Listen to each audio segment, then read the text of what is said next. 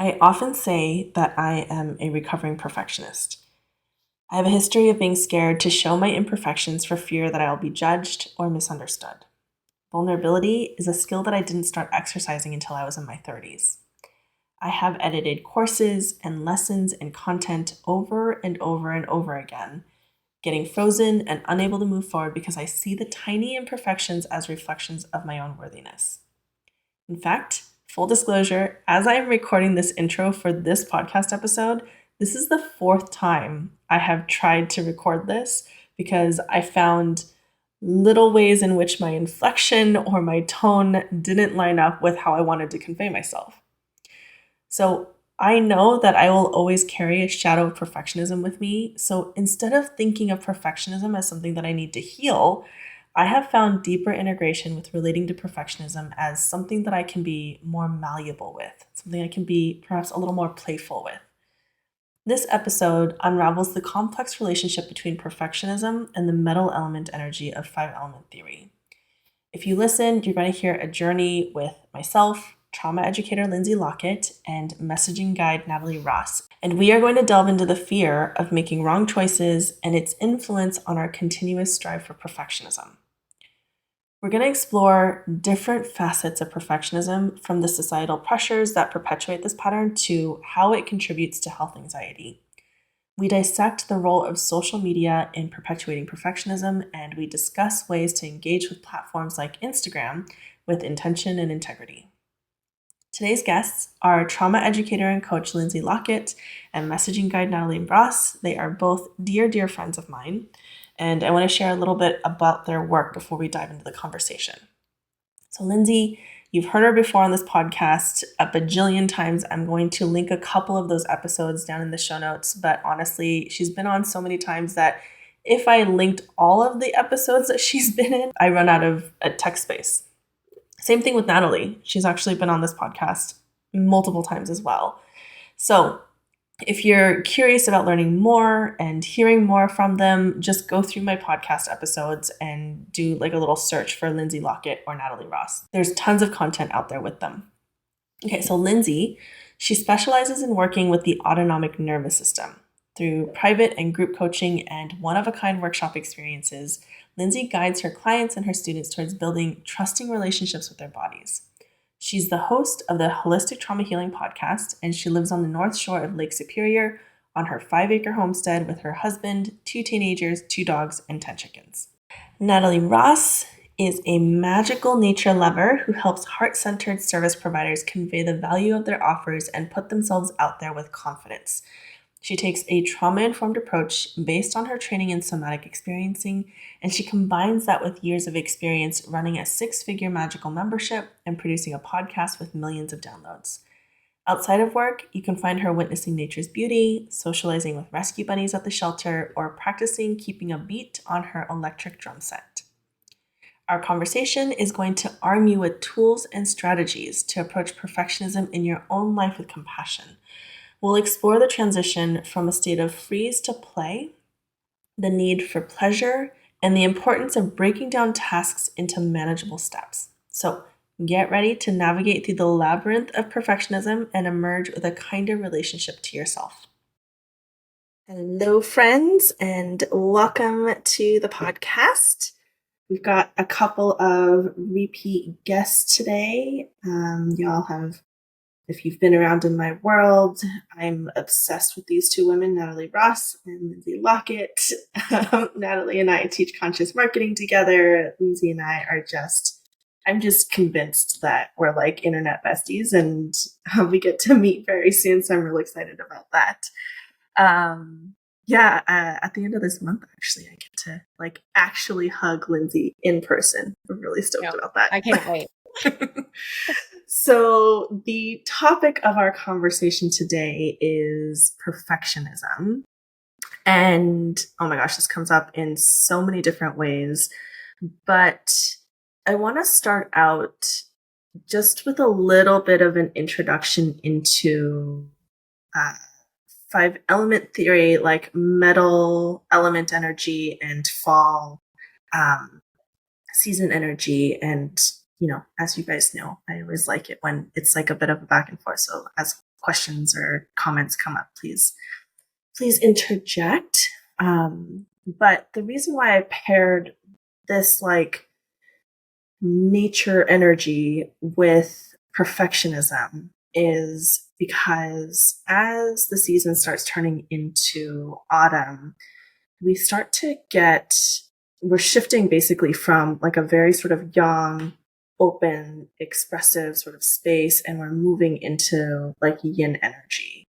And as we move into yin energy, for people who live with land, who are like living in rhythms with land, not those of us who are living in seasons and can get pineapples at any point of the year, what we start seeing is this discerning quality that happens, this like sort of like cutting quality that's happening. And what I mean by that, it's like a time to sort, and a time to be like, okay, so this is what I want to store and preserve for the winter and like to nourish me through the winter. And this is what I want to like basically let go of. This is also the time when, if you're raising animals, this is when you would mostly be harvesting animals as well, because it's, easier to harvest them now, put them into storage, and not have to feed them through the winter time. And so, like, I'm just sort of like bringing in this concept of like a seeing eye that is looking for, this is good, this is not in alignment, this is a space where, we want to preserve this, we don't want to preserve this. And so like that discernment quality is really important in sort of like that autumn metal time.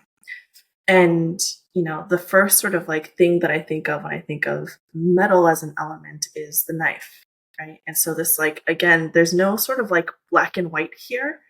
There's no sort of like nuance here. It's all sort of like black and white. It's a very sort of like yes and no kind of a space.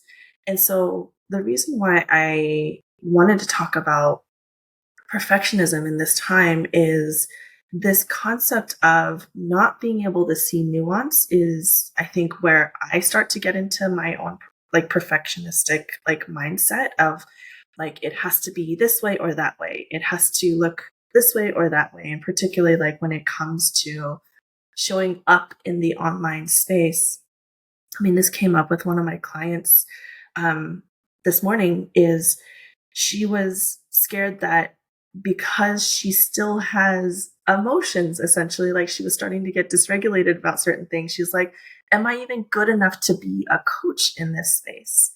And so we can get caught up in these sort of black and white ways of thinking. And I think that that's a really important quality to be aware of, be a witness to, and bring in some invitation to be able to soften that metal quality. We don't want your metal to be so brittle and hard, and rather have it be like a more soft way that we can flow with black and white ways of thinking. So I'll just sort of reference a couple of episodes. If you're interested in learning more, this is just like a brief overview into like metal and more specifically why I want to talk about perfectionism. But if you want to learn more about metal element and like autumn season, I have episode 21 and episode 84 in the archives that you can go check out. But I want to just pause there and see what that brings up for both Nat and Lindsey. So I'll just see how that flows. Okay, I think I'm getting the cue to go first. So the first thing that came up for me whenever you were talking about this sort of like sorting, it's this black and white, like, yes, keep this, no, let go of that. Yes, this is for me, and no, this isn't for me. And how the metal element has this sort of sense of like judiciousness and discernment. Mm-hmm. The first thing that came up for me was the freeze response in the nervous system, because that's very much a freeze.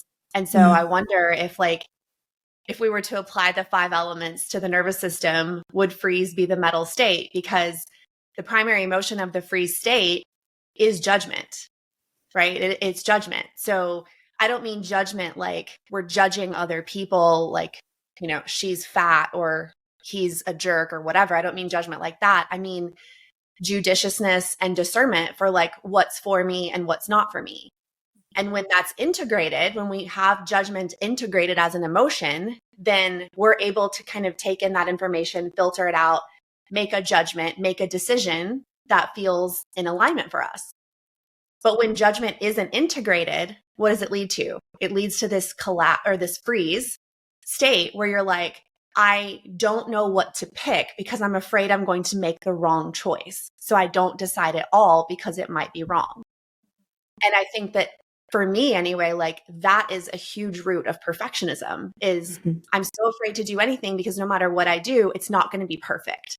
So it's this unintegrated judgment. And when integrated, that freeze state, right? What does freeze do? Like there's still mobility and movement in freeze, but there's also this dorsal vagal collapse. So you have gas and brakes at the same time. The wisdom of the body is that when you're faced with an important decision, putting you in more of a collapsed state gives you that chance to slow down and really weigh all of your options and have discernment and make a good decision. But when you resist that, then you go into collapse of like shame, right? So the primary emotion of the collapse state is shame. So that was the first thing that came up for me was it sounds like this autumn metal element is the nervous system state of freeze and the primary emotion is judgment. And whether that's integrated or not integrated is going to determine how we move through those things. Does any of that make sense? Yeah, absolutely.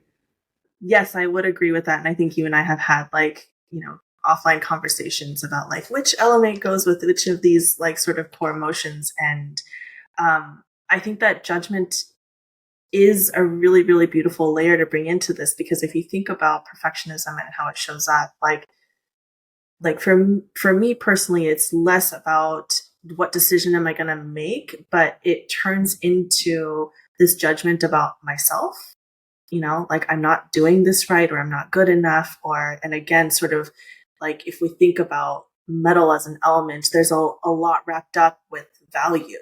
Like our metals are actually like our coins are made out of metal. The things that we trade with are often things that we put a lot of value into. And so it becomes this sort of unintegrated part where I'll just speak for myself. Like I start feeling like, oh, I'm not good enough. This work isn't good enough. I'm I'm not valuable enough, and sort of going down those ways of thinking. And I love that you brought in this concept of like integrated versus unintegrated, because that discernment, when it's integrated, is beautiful because then it becomes boundaries, right? Versus when it's unintegrated, it turns into this free state that you're talking about. When you're talking about judgment and it's integrated, it's like, what is going to be of value for you, what's going to be of value for your community, versus when it's unintegrated, it turns into that sort of mutated state of like nothing is good enough, or maybe an overinflation of value as well as an alternative. Yeah. Interesting. I mean, I can't claim to know anything about metal in the Chinese five elements, but what I'm seeing as y'all are talking is the literal element. Like, I love how Lindsey brought up element as freeze, because that's what I was thinking. I was like, well, in terms of an actual element that goes through a liquid, solid, and gaseous state, and other in between states that are maybe less understood. I think water has a fourth state, or I don't know. I am terrible at physics and chemistry. Yeah, right. Plasma, like, I don't know. But just in that basic terms of thinking of like, okay, gas, liquid, solid. Metal as a solid is very useful. And I think I see that being, in this exact moment, I'm just going to make it personal. I feel like my own metal is in a very melted state and very liquid state right now, where all of that, it's almost as if, like, think about gold, melting down gold, and alchemy is purifying that. And I feel like right now I'm in that state of, what used to be my guiding metal values, principles, or discernment points have kind of like, they don't fit anymore. And so I've like melted down the old sword or melted down the old golden compass, and I'm putting it into this alchemizing pot right now. It's really interesting to be talking about perfectionism, because it is this sort, I'm like in it. I'm like in this sorting of, well, what's going to stay and what shape am I going to take when I come back into a solid form? Because I'm very much in this mushy, liquid metal cauldron right now. So, so I'm just thinking about the actual, like, how do we use metal in our lives, and how did they become the things that we use, and the actual like state changes of them in that way. So that's all I got to say this moment. Yeah. Well, I'm curious, when I put this call out, you two volunteered to talk about perfectionism. So I'm curious why this topic felt resonant for the two of you. Lindsey, do you have an answer? Mostly because I feel like every woman I work with, perfectionism is a huge thing for them. And for whatever reason, the universe has sent me a lot of people in a freeze state. And so perfectionism is a manifestation of the freeze state, and helping people see that, like, the grief that's involved with like the moment that you finally realize, like, who am I if I'm not perfect? Right? Like, that's a big grief moment, especially for, anyone who has been striving for this unattainable goal for their entire lives, to finally realize, like, I am not, and never have been, and never will be this image that I think I'm supposed to be in my head. Like, it's totally unrealistic, and I'll make myself very sick trying to attain it, and I can't. And because I can't, then I collapse, and then I feel so much shame. And so it comes back to perfectionism. I work with a lot of people with health anxiety as well. And in working with one particular client, we were talking about perfectionism and other ways of her life. And then she started talking about her health. And I quickly realized that she had this standard of perfectionism on her own body.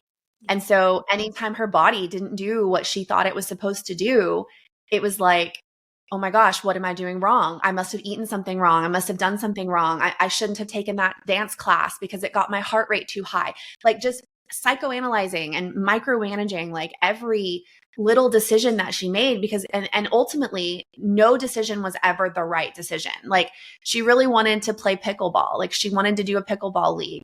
And we were working on her deconstructing perfectionism with pleasure and play. And like, it's cool to just play around with stuff and make mistakes and like not be good at it and just have fun.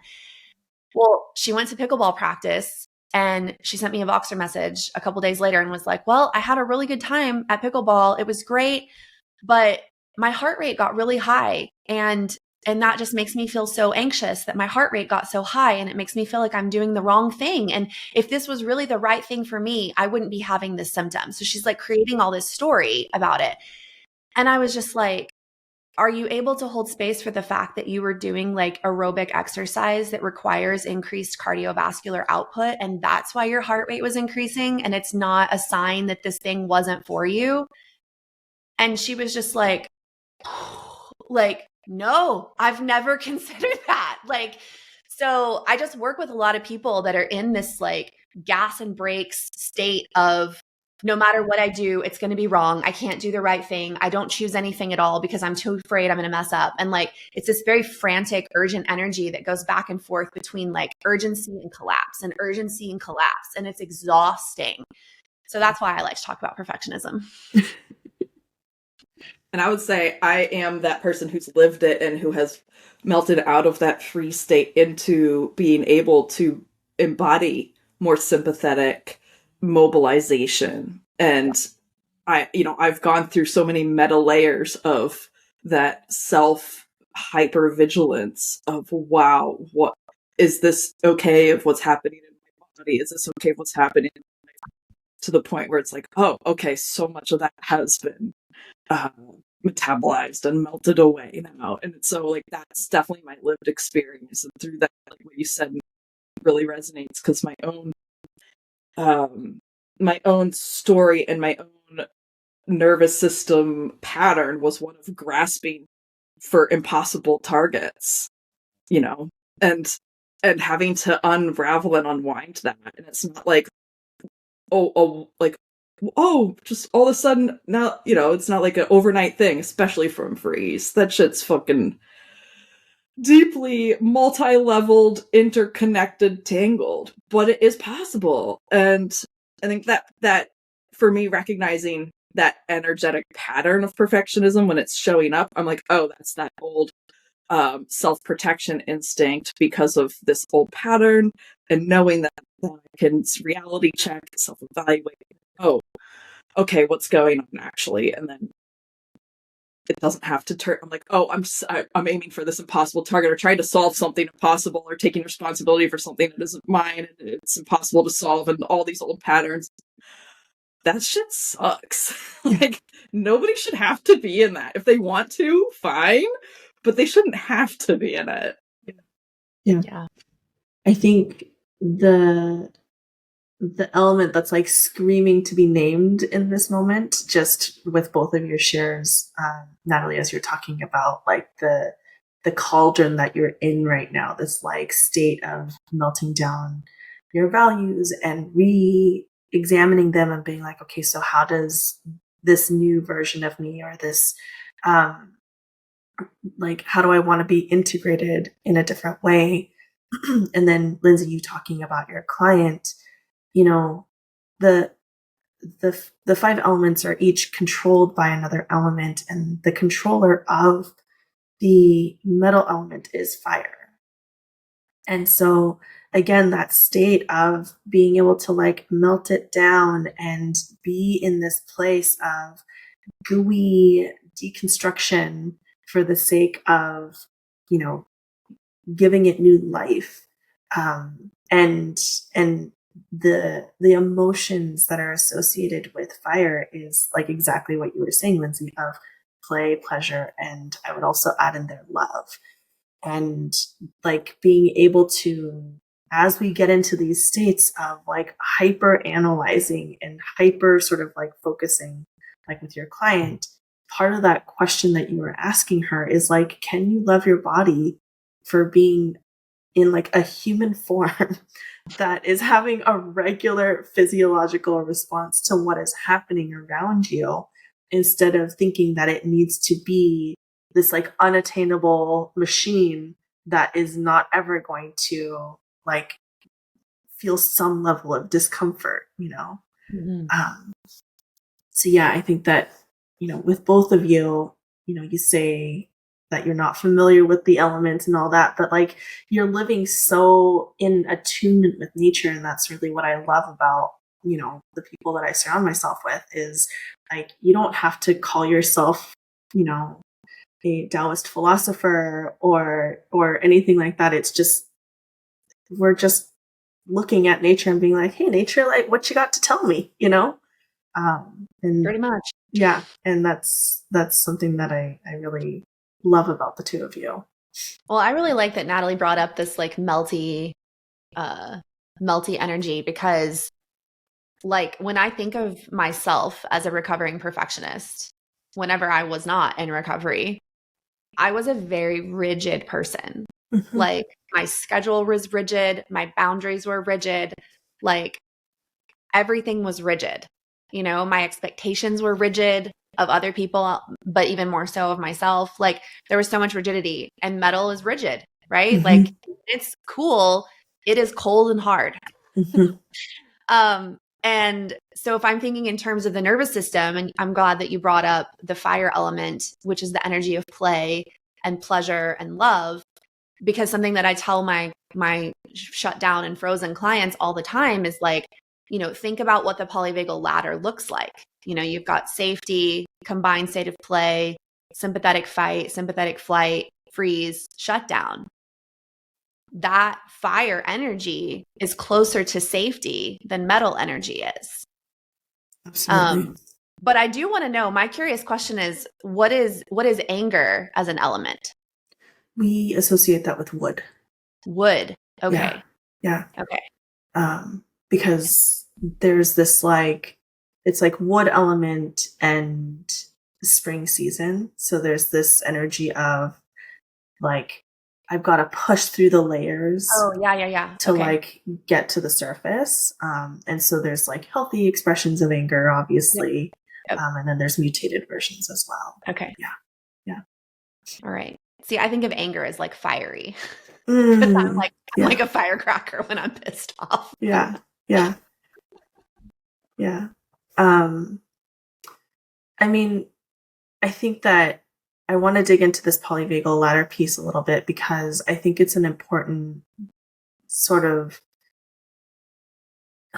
I think everybody needs to know the polyvagal ladder. So actually, I think you made a post about this maybe a month or two ago. So I'll link that in the show notes here so that people can actually visualize it and see what that polyvagal ladder looks like.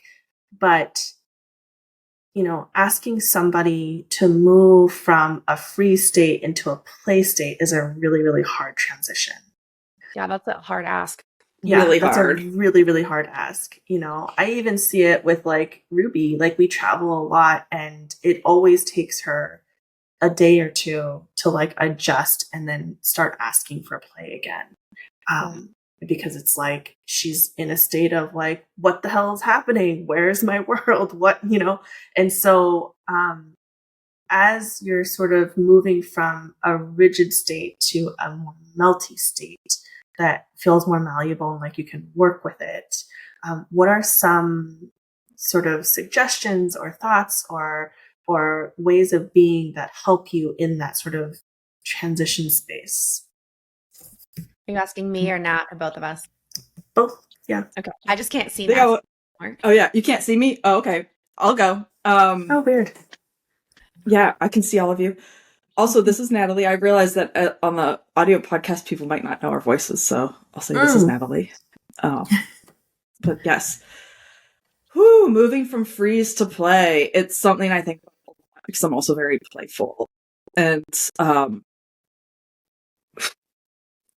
I think there's a comment I want to make kind of in general about perfectionism and these rigid boundaries and the hypervigilance and all of that is, I think in our modern society, it can be easy to be like, well, I have to clear that or get away from it or make it stop. But really, these are all in service of your body trying to protect you or one's body trying to protect oneself. And so it's the body's best assessment of how to help one survive. And so much of what makes it difficult to move from freeze to play is that the body's like play is something that inherently happens when one has a foot in safety, one has connection to safety. Because outside of that, when one is in that threatened state, in a threat response, the whole being is going to be focused on protecting that one's survival. And so moving from that into safety is a pathway to play. And play can be both a way to facilitate that movement, and it can also be an outcome of that movement. And in my own experience and an experience of people I've worked with, directly engaging with that aspect that feels threatened so that it can have its needs met helps resolve its rigid stance and become more fluid and melty, and play can naturally emerge from that reconnection with safety, if that makes sense. Yeah. And to piggyback off of that, I too find it very difficult or an impossible ask to just tell a client who's in a state of freeze, like, okay, your homework this week is to go find 5 ways to play, because they're like literally will look at you and be like, but I don't know what to do. Like, I don't even know what that means. And so I don't ask that of them because I am aware that in my own nervous system, when I get asked to do something that feels overwhelming because I don't know how to do it, that's more likely to keep me stuck in that rigid place and not even try, because then I'm like, well, then I won't even play perfectly. Like I can't even do that right. So yes to everything Natalie said. And then also I have found that sometimes the play may feel like it's a little bit out of reach, but pleasure, slow, safe pleasure is like a little bit of a gateway into that. So depending on the client's level of freeze, like I might have them like just rub lotion on your body and like feel how good it feels. Or like just take an extra 5 minutes in the shower and feel how good the water feels just going over your body. Like really intentionally be with that sensation. And it may not feel like pleasure at first, but can you practice it enough that it begins to be something that you feel safe with, or that it begins to be something that you feel like you enjoy because it feels good? So like, can we start there? Can we start with like really simple, like you don't have to go anywhere. You can literally do this in the privacy of your own home. You can close the door. You can keep people out. Like, but what can you do that feels like pleasure in your own body? And I always like to emphasize, like sexual pleasure is fine, but I want you to try non-sexual pleasure. Like what are some ways that you can feel non-sexual pleasure? Because for people that have sexual trauma, they don't want to feel sexual pleasure sometimes.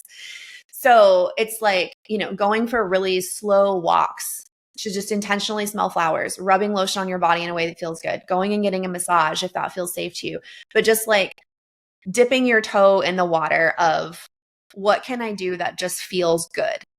Like it doesn't have to feel like play. It doesn't have to feel like joy, but it feels like something I'm likely to return to and can find enjoyment and pleasure in it. And so sometimes I use that as the gateway.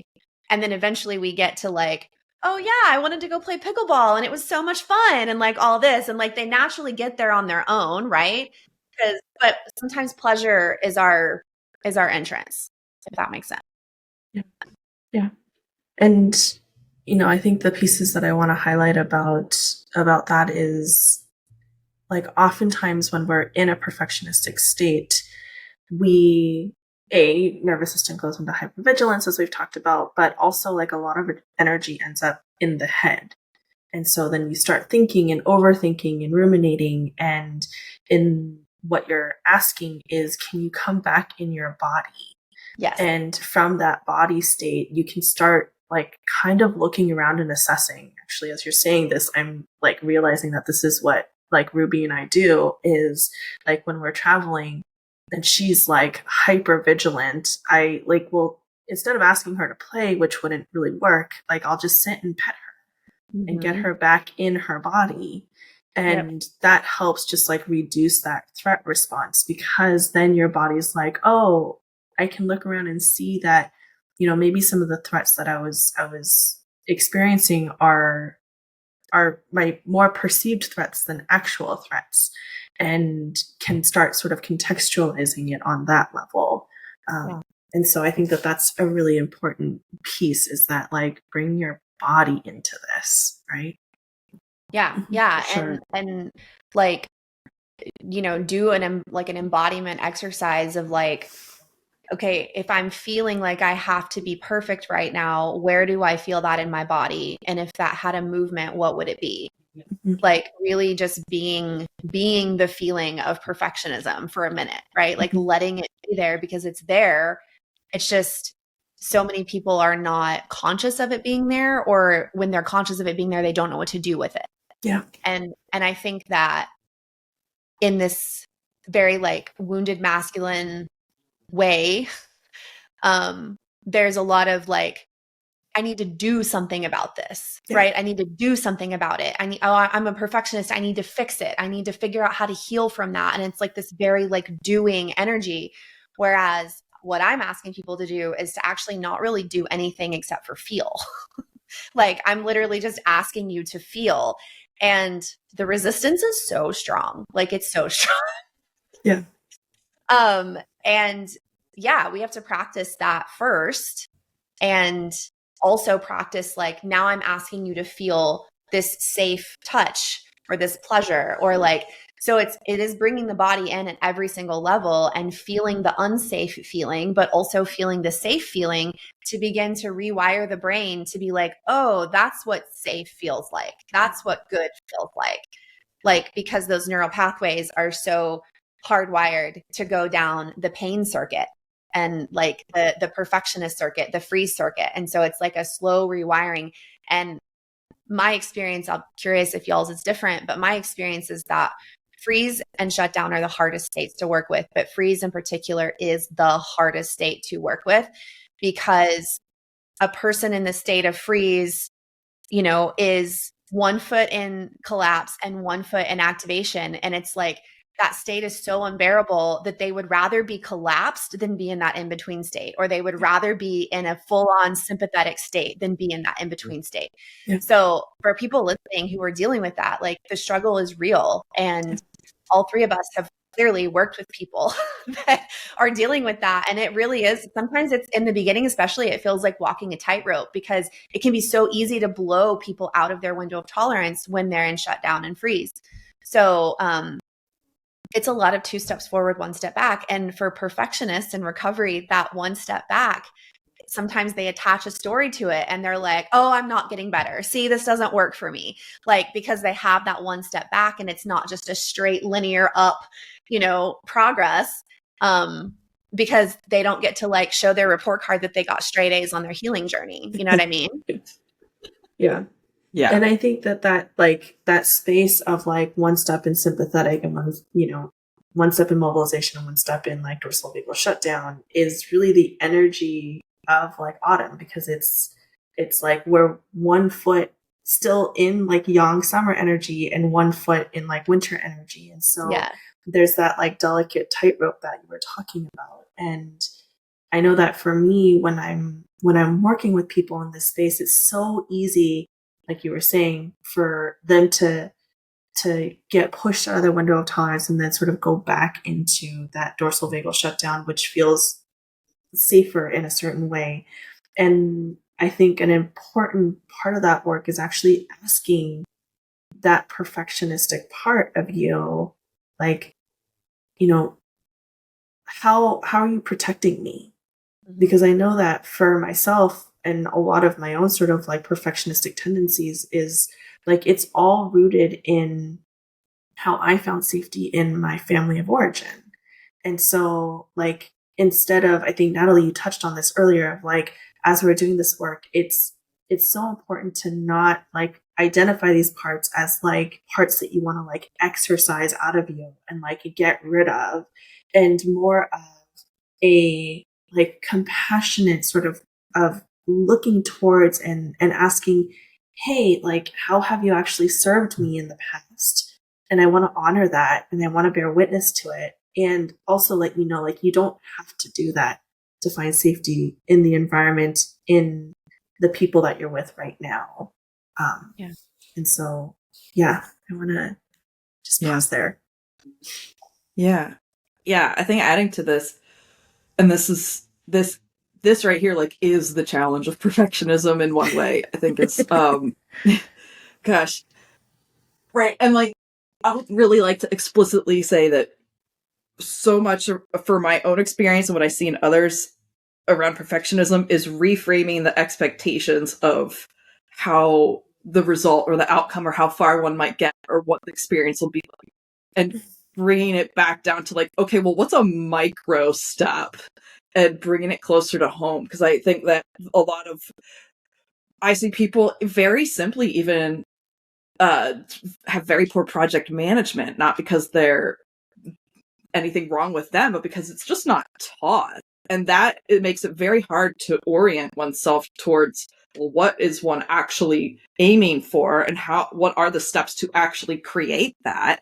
And instead of having this nice broken down potential roadmap that's not going to be perfect, but at least is like orienting and grounding and guiding, people are looking to go from I'm here and I want to go there, and I'm going to just take one big leap. And then when that leap doesn't work and they actually fall and end up falling down a cliff and they're now further behind, they're like, fuck, this sucks. And so there's very practical, tangible approaches to perfectionism as well, where to supporting this tendency, like project management and finding a project management system that works for someone can be a huge game changer, even if it's challenging. It's going to be challenging. I mean, I just want to name, it's going to be challenging, and each little step's probably going to feel excruciatingly small. And that's the challenge. That's, not judging that as wrong or bad is the challenge, and being able to navigate and then also pivot and come back and use that metal energy to discern, okay, along the journey, am I still oriented towards that place I would like to go? Or do I need to shift my orientation? Or do I need to reorient? Or do I need to shift my goal? And being fluid enough, yet discerning enough along the way, and breaking it down. And you think of metal and you think of a knife. And like, knives are so useful to cutting up food. I don't want to eat a whole steak in one bite.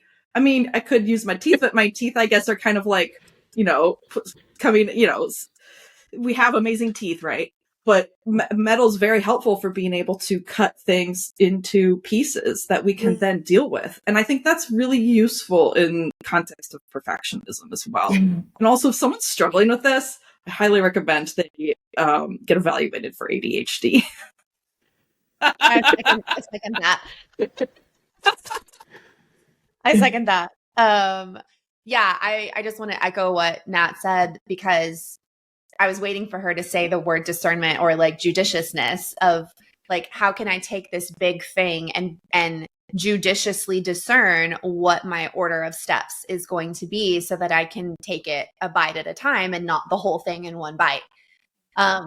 And like for people who are in that unintegrated judgment state, they want to take that whole bite. And then whenever they don't succeed, air quotes, when they don't succeed, then they judge like, well, I did it imperfectly and now I'm back at square one, or I'm even further behind than what I was before, as she said. But it's bringing up a little bit for me, and I'm curious, Kat, how this fits into the 5 elements of like, the primary emotion of the flight state is perseverance, and unintegrated perseverance is like, it's like ungrounded productivity. It's like I'm a human being and I'm a human doing and not a human being. Like I am going to just stick with something and I don't know when to just like cut it loose or walk away or whatever. So you're unable to persevere without also feeling the anxiety, the overthinking, the catastrophization. It's like, I have to keep going, but my gas tank is running on empty.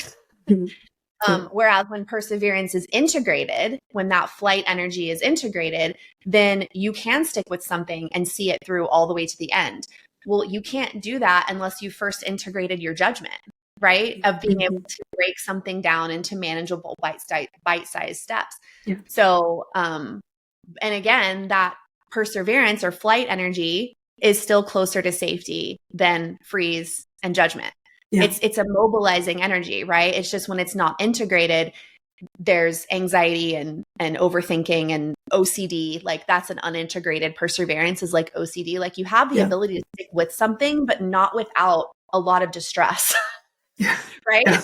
I keep seeing the picture of someone hammering a nail and like the nail's already hammered in and they just keep hammering it, or the nail's bent and they're like, I'm going to make this bent nail work. I got to make it work. I'm like, well, yeah.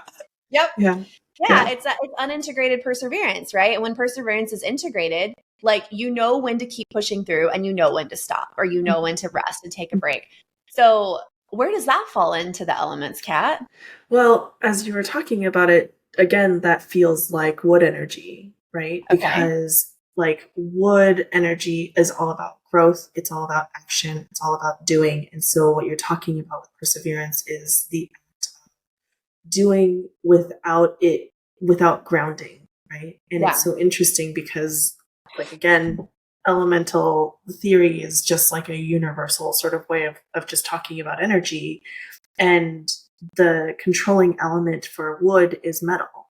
And that's exactly what you're picking up on is actually what would help that unintegrated wood energy is a bit of pruning so that it doesn't grow out of control and out of alignment, right? And so like bringing in a bit of that metal energy of being able to break things down into small enough chunks so that then you can sort of see it for what it is. I think as you two were talking, I was like, oh my God, I think that they're talking about the story of my life, which is like, I was that, I feel way more grounded about this now, but I was that person who would just like do the thing. And like, I can eat an entire steak in one mouthful is the analogy here. And like, it's hard when you're actually built to be able to do that, because then you get a ton of validation for it. Yes. Ooh, the praise. And yeah. Yes. And I remember when I used to play on a roller derby team and I sat on the board of directors. And when I left my position on the board of directors, they had to bring 3 people to do the job that I was doing as like one person. And so like it becomes confusing because there are some of us who are built to actually be able to do that. I don't think I'm sitting with Natalie, who's a reflector, and Lindsey, who's a projector, and both of you You're are a reflector, like... Natalie? You're only the second reflector I've ever met in my life. My brother is a reflector. She's I'm very honored. special. You're like a unicorn for me. I'm a rainbow unicorn. Yeah.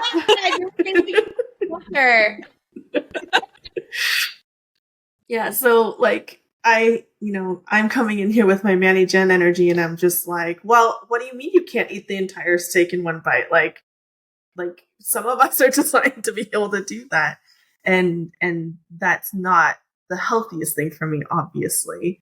And so yeah, that all makes sense and aligns. And yeah, yes, I can imagine Natalie, eating an entire steak would be really, really rough on your digestion if you just ate it. That's what I'm thinking. I'm like, no fun. That's like bloating and diarrhea or something. Yeah. Mm-hmm. It was not a fun experience. Yeah. Mm-hmm. I'm really glad. I'm curious, Kat, if you're willing to share about your own journey.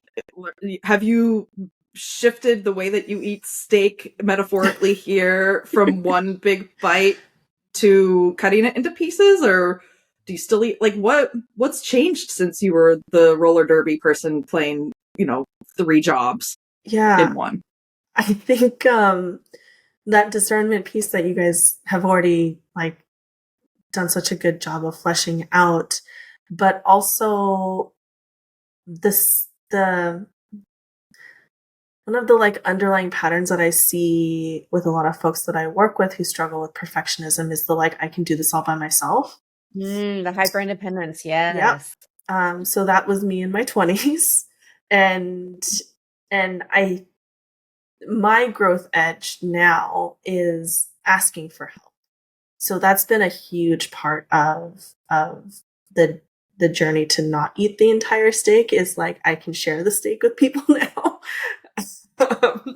Andre, who produces this podcast, like, I'm so grateful to have him on my business team, but also just he's my bestie as well. And, I think that having people who can sort of carry that with you is an important part of working with perfectionism and rewiring some of those patterns. Yeah. I'm curious too, if you're willing, like, was there a moment or any particular, I mean, I'm sure there were many moments, but is there anyone coming to mind where you were like, oh, maybe something needs to change, where you became aware of the perfectionism in a way that you were like, how else can I do? Is there that comes to mind? And if not, that's cool. I'm just curious. No, like I'm happy to share. It's just I hadn't put it together. So like, this is interesting. But yeah, my divorce from my ex-husband, like there's a before the divorce version of me, and then there's like an after divorce version of me. And I think about all the pressure that he had put on me in terms of our relationship, and me just taking it and just thinking that was the norm. And there was this veneer in our relationship where it looked really perfect on the outside. You know, it was the like classic met in college and got married and had the house and we both had good job. Like everything on the outside looked perfect. And so like even my closest friends at the time, because I'd kept a lot of the struggles that my husband and I had had away from peering eyes, even my closest friends were really surprised when we got divorced.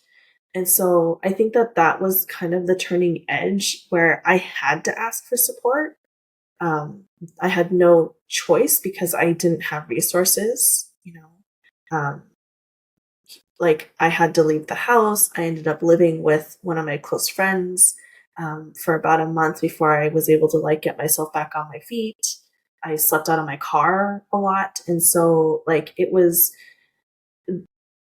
that I feel like is the turning point where I don't know that I would have started looking for help outside of myself had I not reached rock bottom. And so I think that that's, you know, for those of us who go into that hyper independent state, if we can bring in some of that like elemental wisdom again, one of the other qualities of fire is like connection and being able to relate with each other. And actually, can I pause you there and reflect something? Okay. Yeah. Because I'm seeing like an indicator. I'm seeing a potential indicator of perfectionism is if one is noticing that what one is projecting outwards is incongruent with what one is experiencing absolutely. inwards. Yeah. And that is a potential, like these indicators, because it's not always easy to know, am I caught in a perfectionism loop? Like, so that, you know, looking at examining that, and even one might journal about that and see how do people perceive me and how is that not actually true? Yeah. And how do I want to be perceived?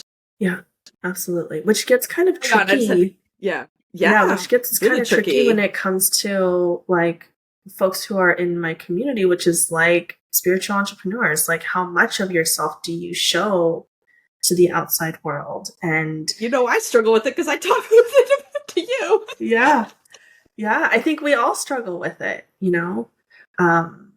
And I think that ultimately the medicine is all kind of wrapped up in this fire element because, you know, when I struggle with that question of like, hey, like, am I showing up in alignment with like exactly what you're saying of like the outside doesn't necessarily feel like what I'm showing on like what I'm feeling on the inside and or vice versa. And like, I reach out to my people now. And luckily I have the two of you to reach out to and talk through it. And then the wisdom of metal can come through with the discernment of like, okay, how do I want to proceed forward? Like that judgment piece of like, how do I want to express myself in a way that values my story, but also honors that I need privacy and safety that I get from my inner circle, you know? Can I add something to that?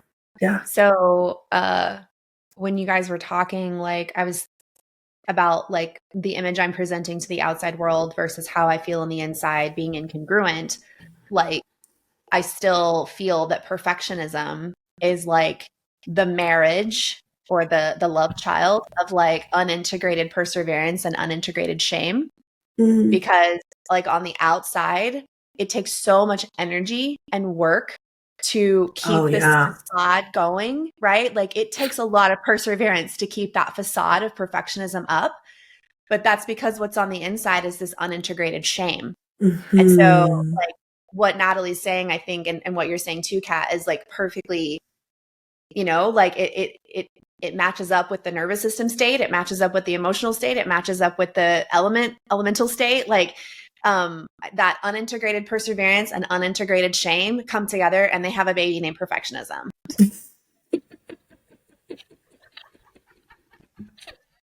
Oh my God, I love that.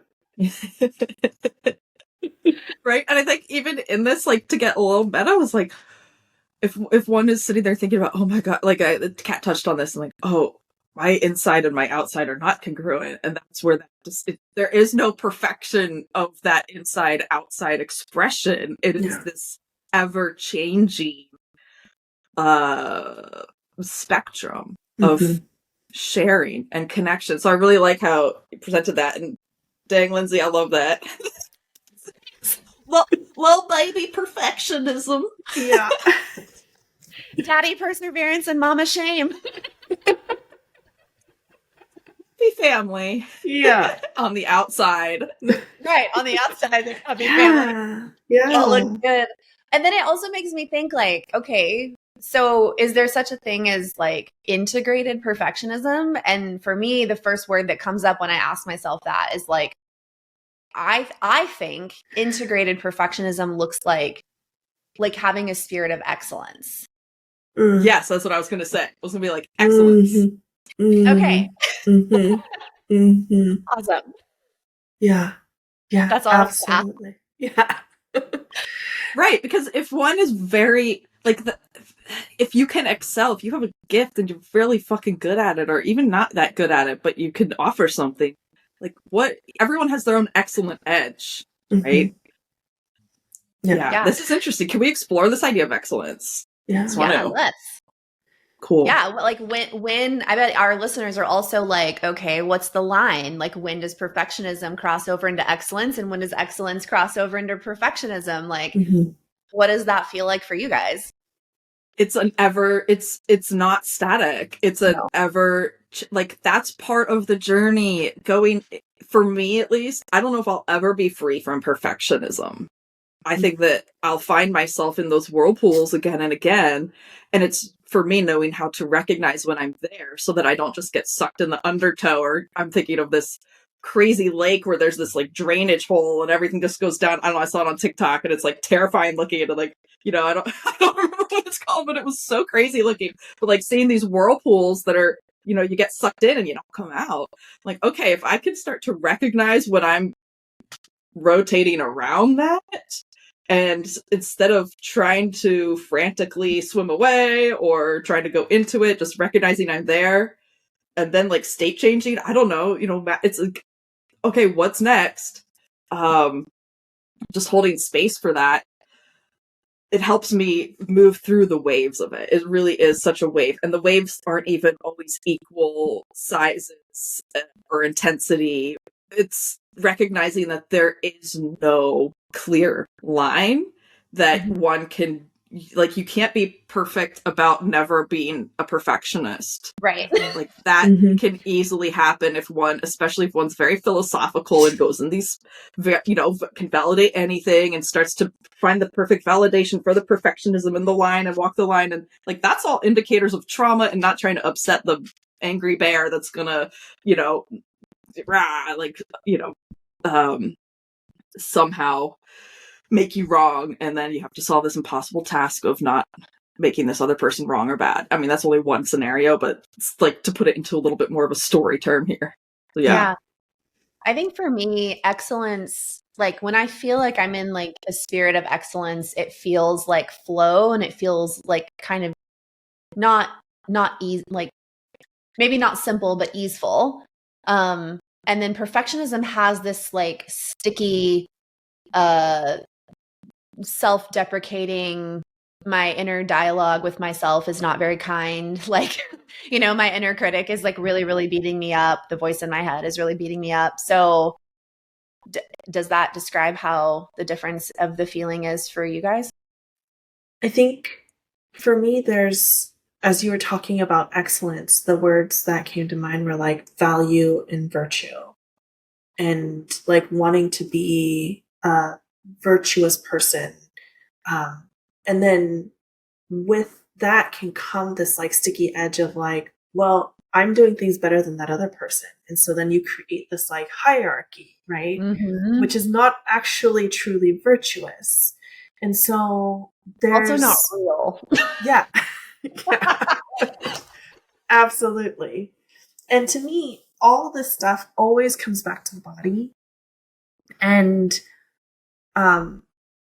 I feel like when I am being somebody who's rooted in excellence and in virtues, like there's a flow that comes forth, um and it feels like just lighter in my body versus like when I'm going into the realm of like perfectionism, and that's a sneaky fucking edge, you know. Yeah. It just feels really different in my body. I'm having trouble like naming it and placing it in this moment, but certainly like a rigidity and like a bit of maybe like clenching of my teeth and like shoulders. Like that's kind of what I'm thinking about when I'm like thinking through some of the like people that I sometimes compare myself to on the internet, and like maybe some of the feelings that come up as I read some of their stuff, and I'm like, "Ugh, but I want to say something different, and you know they're saying it wrong, and to me that's the feeling. So I don't know. I invite people to bring it into their bodies as a sort of inquiry point. Yeah. For me, perfectionism feels like it's almost like an egg, and it's like the bottom of the egg is like my pelvic floor clenches up, like I'm just like really tight in my pelvic floor. And then the top of the egg is like this pressure of like overthinking and being really critical of myself in my head. And so it's like I'm being like this, and the words don't flow, the thoughts don't flow. I get frustrated really easily.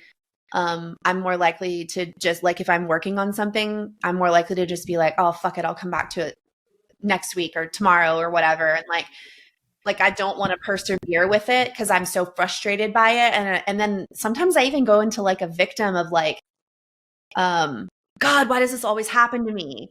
Or like, oh, like just when I have an afternoon that I can actually work on this, there's no creativity. You know, like I get into these like stories sometimes. And yeah, it's like clenching in the pelvis and then the thoughts just being like, rah, rah, rah, rah. Right. And then those thoughts then reinforce the body, and then the body reinforces the thoughts, and then that's that whirlpool. It's just like, yep. Right. And I think for me, something that I'm back and oh, forth go ahead. between like, what do I do? I'm just saying, yeah, it reinforces it. And then I'm still in that back and forth of like, I don't have any discernment. I don't have any judiciousness. I can't make a decision. Like I'm just stuck in this like never ending circling the drain, but not ever going down the drain. Like, right. And I'm hearing indecision is another potential indicator of perfectionism. Indecision and just like unable to choose.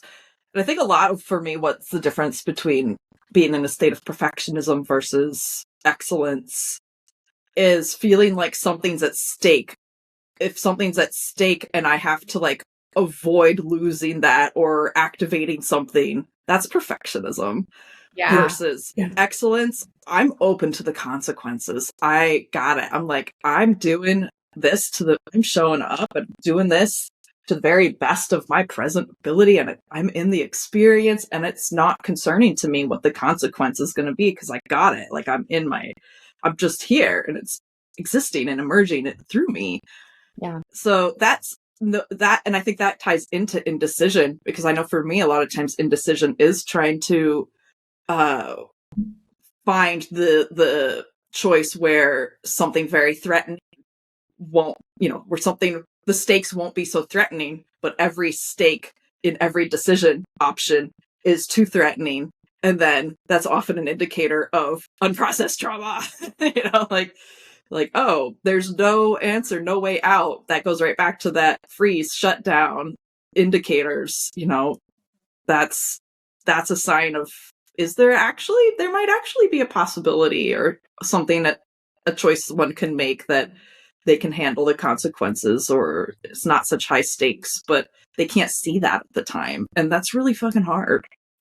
Yeah. I feel like the other thing I really want people to know is, I think especially for entrepreneurs, is I personally feel like it's extremely normal for me to like over the course of a creative experience where I'm birthing something from start to finish, like I don't ever have like a fully spirit of excellence experience without perfectionism also coming in. And I also don't have a fully perfectionistic experience without the it ebbs and flows between integrated and unintegrated. And I want people to know that that is really, really normal. And it doesn't mean that you're doing something wrong or that you've regressed or you haven't healed enough or you're not ready or qualified or whatever.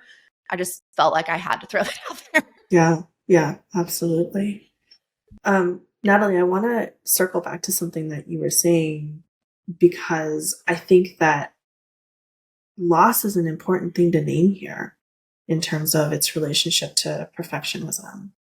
Because, I think that the reason why so many of these patterns go back to a much younger version of you that might need support and might need some help contextualizing your current life now is, if I think about the perfectionism sort of traits that I developed when I was young, it's because those were the things that made me feel loved, made me feel like I belonged in my family, made me feel like I was going to be accepted, that I was going to you know, be an integrated human in my family of origin.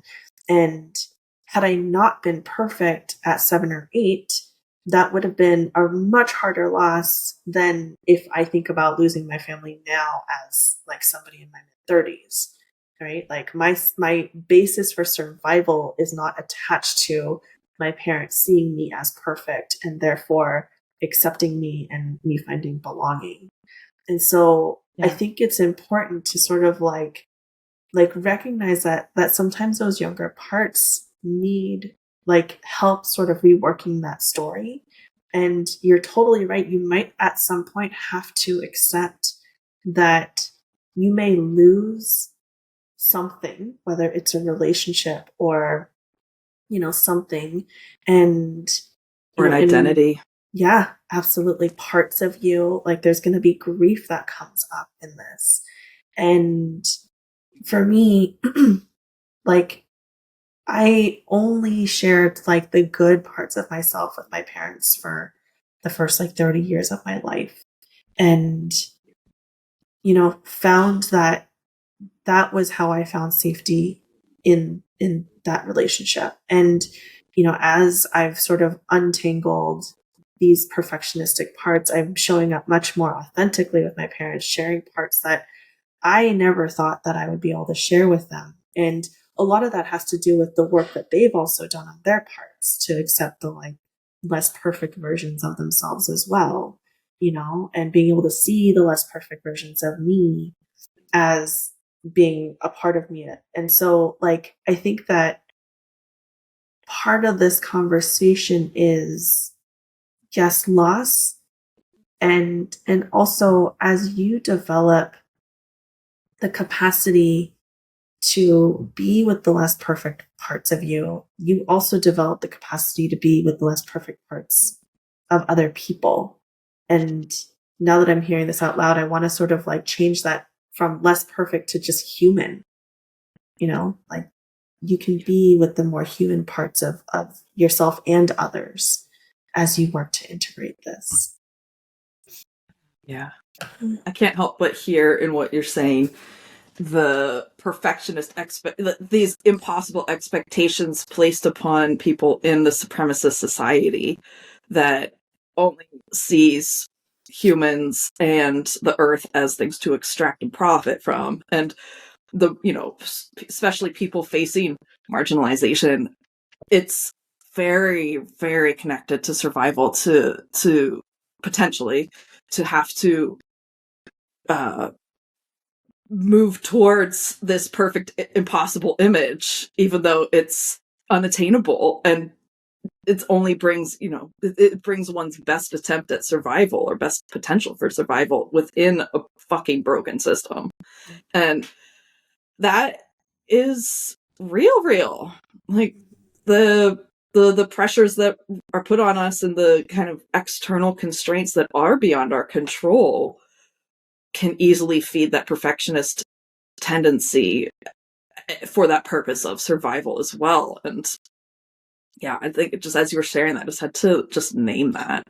Yeah. And I mean, coming from an immigrant family, like that resonates so deeply because like my parents were so afraid to go out in the world and speak English because their English wasn't perfect. You know, they were afraid of being seen as being less than or stupid, because we didn't fit this like standard of American idealism. And you know, looking back, that's a lot of the stuff that we've both myself and my parents have had to integrate, and they found that they couldn't integrate it living in the States, and so now they're back in Korea. And so like there's something about this culture that we all live in where we're driven to be perfect in order to be validated, in order to and a lot of us are, that's how we literally make our paychecks, is through perfectionism. So like I have so much compassion for folks who are still in that cycle.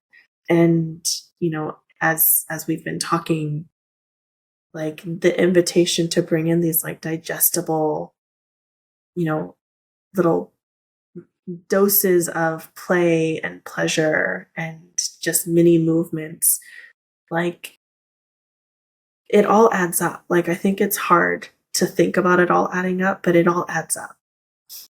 Yeah, it slowly moves the needle over time. Mm-hmm. Mm-hmm.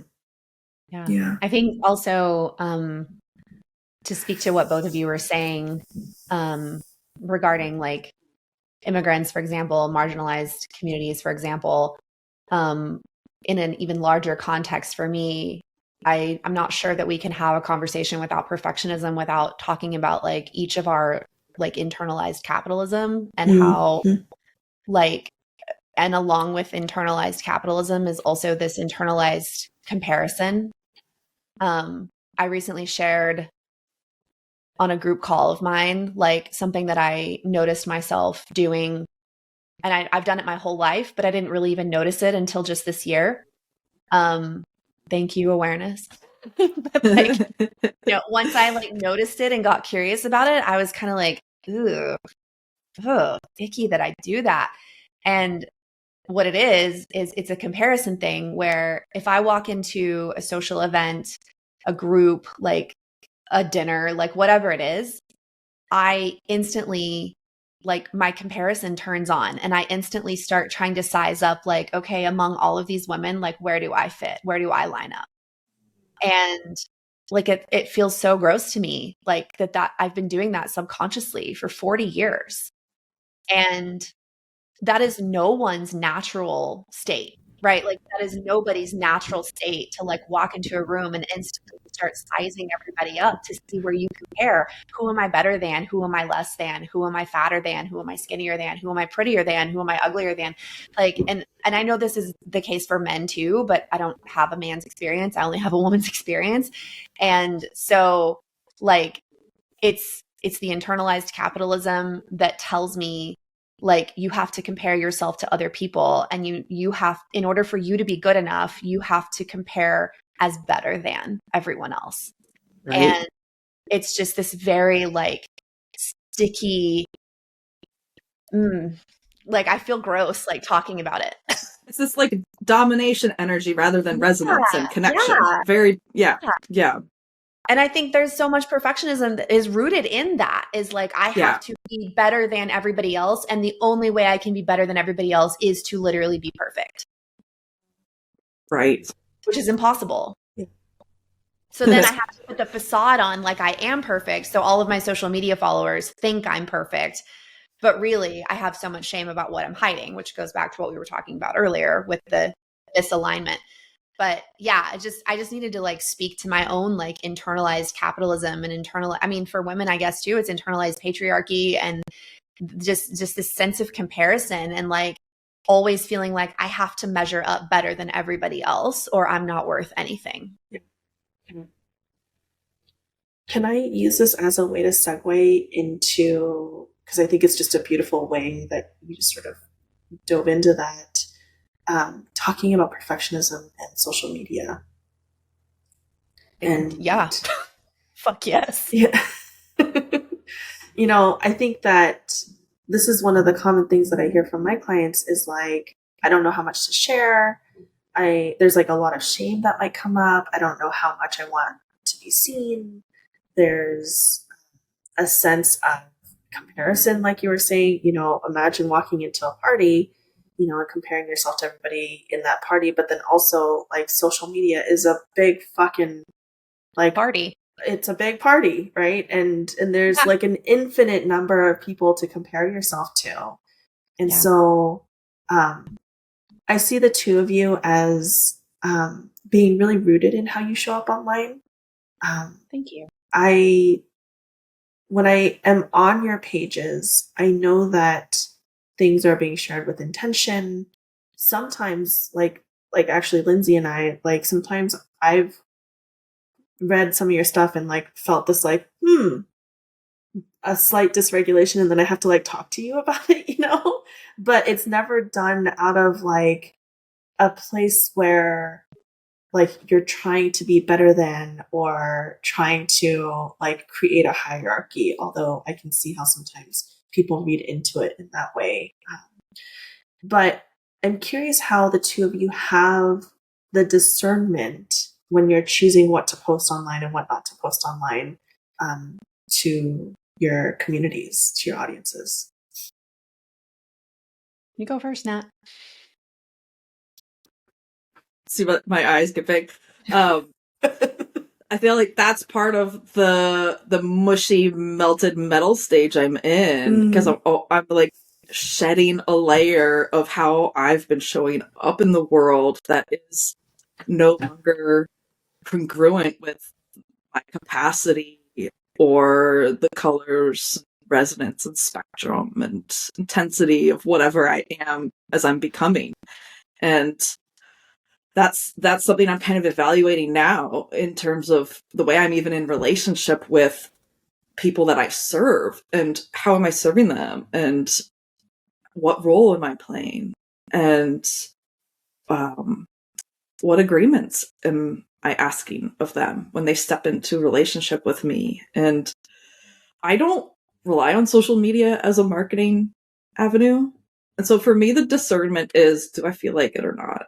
It's not something that, I specifically do not rely on social media because I have my own personal cycles of energy and need for restoration are just not conducive to showing. Like, I'm 11-page Natalie. I cannot fit what I want to say into 22 fucking 100 characters, right? I can spend an hour writing something and then 2 hours cutting it down for Instagram. I just don't give a fuck. And Instagram always glitches for me. So I'm just like, fuck Instagram, in a way that I just don't have the capacity to deal with it. And it doesn't have the space to hold me the way I want to be held. So I just have said, Instagram is there for me to express when the moment strikes, and there's no pressure, and it's just fun for me, and I have no attachment or expectation to how it's gonna unfold. And so a lot of it is just me being silly me, like talking about my relationship with crows, or just, I don't know. It's very Duck rescue. Duck rescue, awesome. I love that. Duck rescue. Right? Yeah. Just like, the duck rescue. I was like, I love the duck rescue. And now from that, oh my God, I have a new relationship with my neighbor across the street who just brought me this gorgeous lily that's blooming from his garden. And just like, I just so prefer to be in connection with people, either face to face on the computer or in real life. And to such an extent that that's a big part of what I'm evaluating in my current melting pot. I'm like, what do I even want to do? And I know this is like a lot more than just social media, but I think this goes to the extent that I could consider it and my relationship with it and the role it plays and the boundaries I have with it. Because I see so many people get caught up in that perfectionist tendency and in having these expectations that are just way out of alignment with what Instagram can predictably provide. And it ends up becoming this toxic relationship rather than one of creative expression and connection. So yeah, I mean, I could go on a whole rabbit hole there, but I'll pause there. Nat, can I like just interject, and just out of sheer curiosity, are you like immune to comparison, like comparing yourself to other people online and Fuck no, dude. Oh my God. I just have been able to shed the layers of giving a fuck. I think. Like today, I'm showing up my hair. I am not having a great hair day. I am broken out. I am tired. I am just like, whatever, but I don't give a fuck because this is me. If people don't like me in this state, then they don't get me in the other states. So they can fucking they right. are not welcome in my life, right? Amen. Preach. Take up an offering. I will shell out the cash for that. So it's just, the comparison sucks. And a huge part of my comparison is rooted in this deep insecurity because of freeze and shutdown and how much of my life I've spent in shutdown. And I don't have the capacity of a generator in human design. I don't have the capacity of someone who didn't experience complex trauma and who grew up well regulated with their needs met. I just don't have that capacity. I have chronic illness. I have chronic pain. I have mental health issues. I take medicine for all kinds of stuff. I'm like over here trying to freaking just do my best within my capacity and accept that that's where I'm at in life. That's like the comparison is strong because I have such an amazing intellect and creative power, and my physical capacity to actually do things is like this much compared to what I see other people being able to do. And that is extremely frustrating and debilitating. It gets me back into those loops. This is a constant thing that touches into my life just with less and less intensity as I progress on my trauma healing journey and integration. And what I love about that is I'm hearing not just like a deeper acceptance of yourself, but also almost like a Teflon of like, you guys, nobody else gets to come in here and project their perfectionistic ideas onto me either, I'm very inconvenient for that matter. If someone wants to try to project that onto me, it is not convenient for them.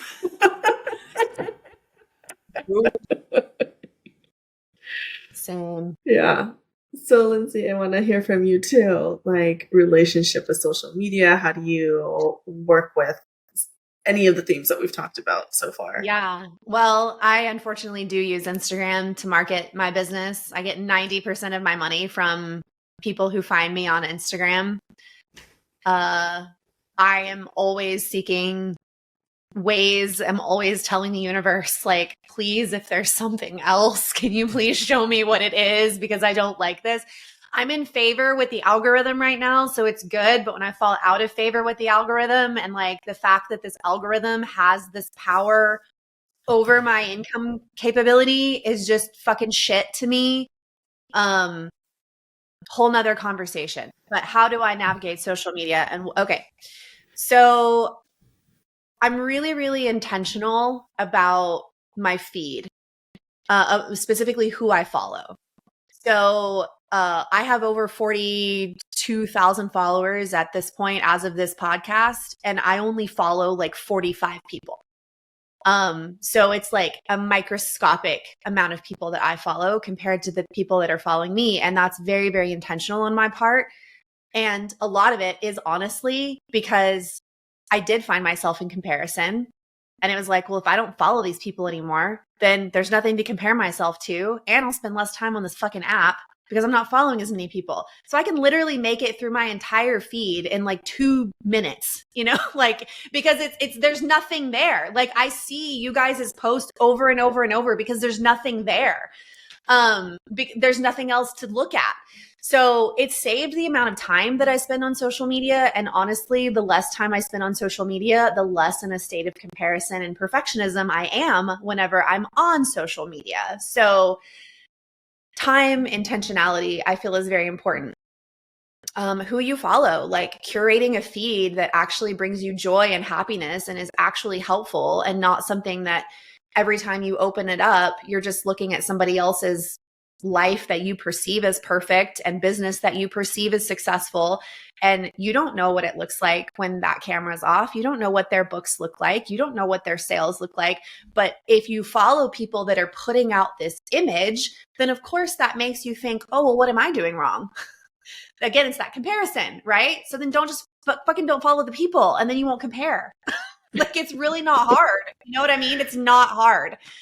And I've always said that if like this business doesn't work out, I have an Instagram account for my dog, and I'm just going to pivot to dog Instagram because I feel like that's where it's at. So, so I don't have a backup plan.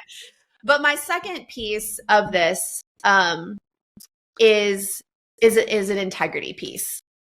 And my integrity is so important to me. Being in integrity is how I sleep at night.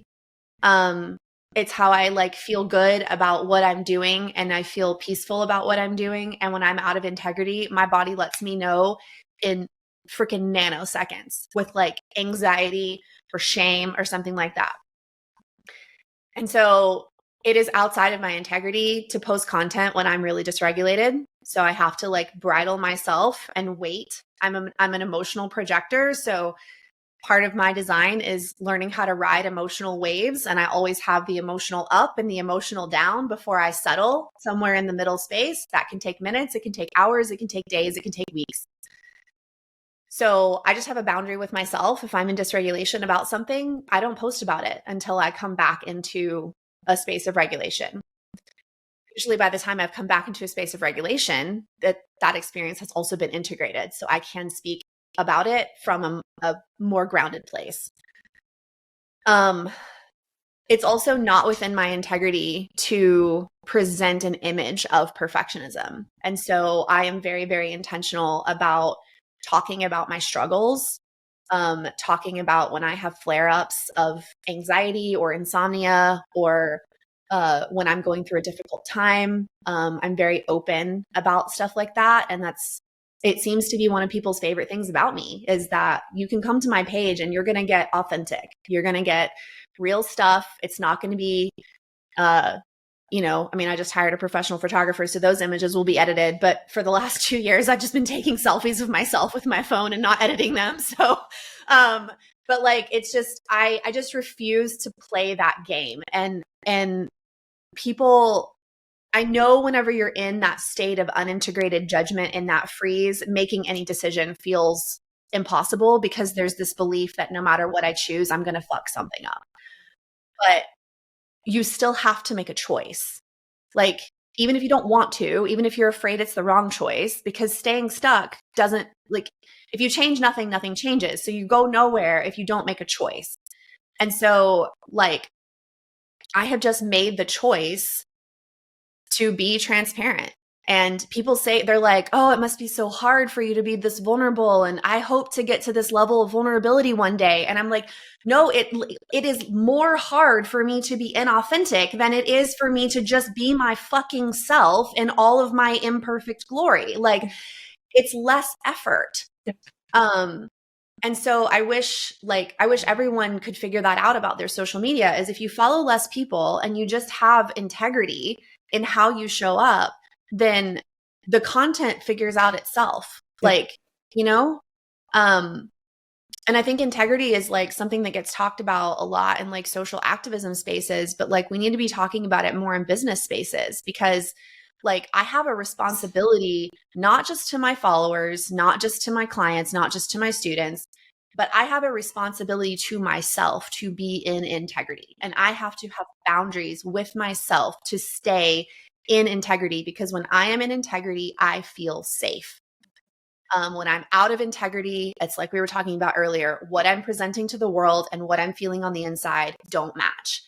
And my word for this year, for 2023, was congruent. And I have been shown multiple little and big ways that there was incongruency happening. And so this year, I've been slowly shifting to be back more into congruence with myself. But that's part of having integrity. And so I don't care what people think about my content. Like, I post some hot takes sometimes. I like a good mic drop moment.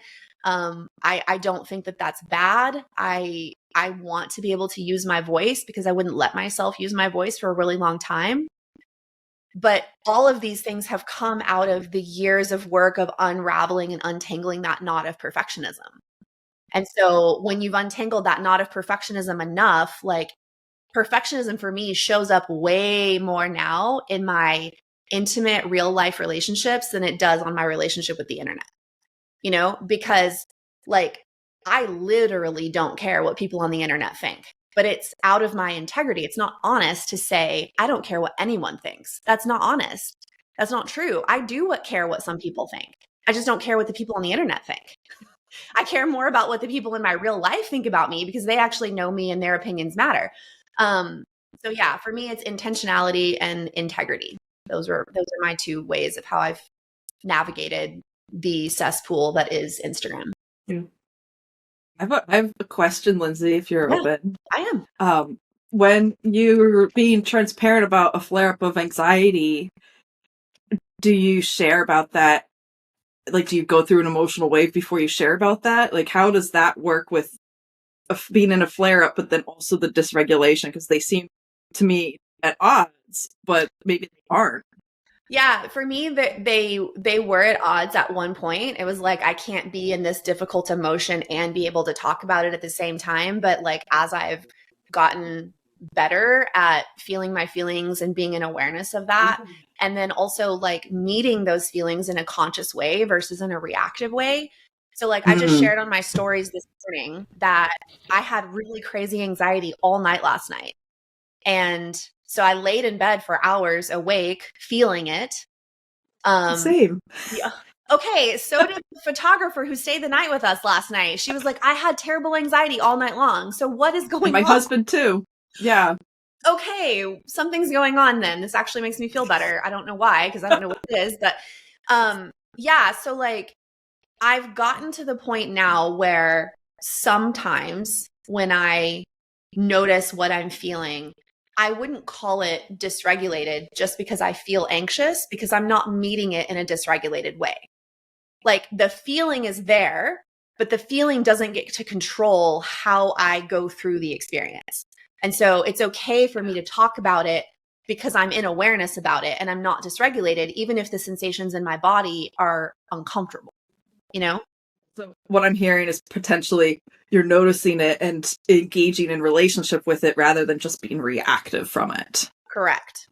Okay. Yeah, it's like what I teach in my work is we have unconscious reactions, which people call like dysregulation, hyperarousal, hypoarousal, because we don't meet whatever it is we're feeling in that moment with awareness. And like, if you meet anger with awareness, you can take the big, fast energy of anger and you can channel it into boundaries and assertion and leadership and courage, right? If you don't meet that anger with awareness, it becomes like violence and yelling and rage and hurts other people. So I'm in my integrity when I meet my emotions with awareness. I'm not in my integrity when I don't meet my emotions with awareness. Like I have a responsibility to meet my emotions with awareness, because when I don't, my reactions hurt self and they hurt other people. And I have a responsibility to reduce harm in my life. So, yeah, that's how I can talk about it without it being dysregulated, even when I'm having an uncomfortable feeling. Love that distinction. Thank you. Thanks. I know what I'm also hearing in that is like you're able to, like, I think that a lot of times we have a tendency to overlap a lot of different stories on top of each other. And what I'm hearing in how you're explaining this is you have anxiety, right?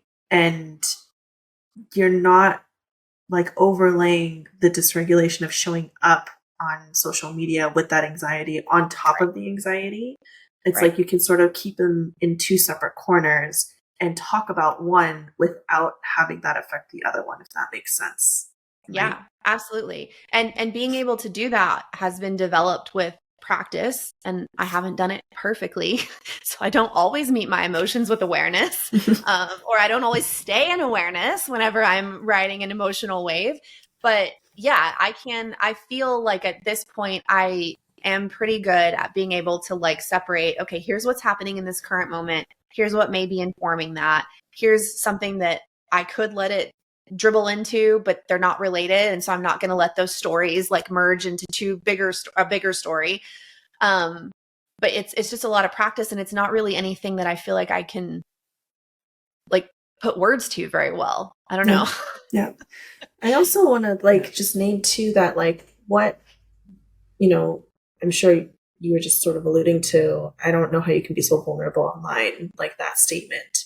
I think that oftentimes people are maybe mixing up vulnerability and like regulation versus dysregulation. Because I've gotten those kinds of comments before too, and it's like, again, it's one of those things where it's hard to put into words, but like it's not dysregulating to be vulnerable, like you were saying earlier. Like it is actually more dysregulating to be inauthentic. And so it's about sort of stretching that window of tolerance when it comes to like the regulation that you're able to show up with online. And I think for a lot of folks in my community who are coaches or showing up in some sort of like space holding capacity, this is such an important thing to be in awareness around, because for me, the integrity piece around I don't show up in dysregulation or reactivity is because I don't want people coming onto my page feeling any sort of sticky energy like they have to take care of me. I'm there in service. And so when I post out of regulation and out of a sense of service and out of a sense of support, that is what I'm able to do for free on the internet. And it's not a reciprocal relationship. It's not like when I come and text you, Lindsey, and be like, oh, I'm having this struggle with a client of mine, and can you support me through that? Like there's a back and forth, right? And that doesn't show up on the online space. And I think that people get that really confused, thinking that it is a reciprocal relationship when it is not. Right. Yeah. I have a workshop that I teach about this. It's called Protect Your Space. And it's like, I had to do a lot because I went through like a year and a half of attempted cancellation with like people lying about me and screenshotting my stuff and saying that I was like in QAnon and like all kinds of weird things. And like I was part of a group of people at that time that were kind of all going through various online cancellations, and it was a really supportive space for me.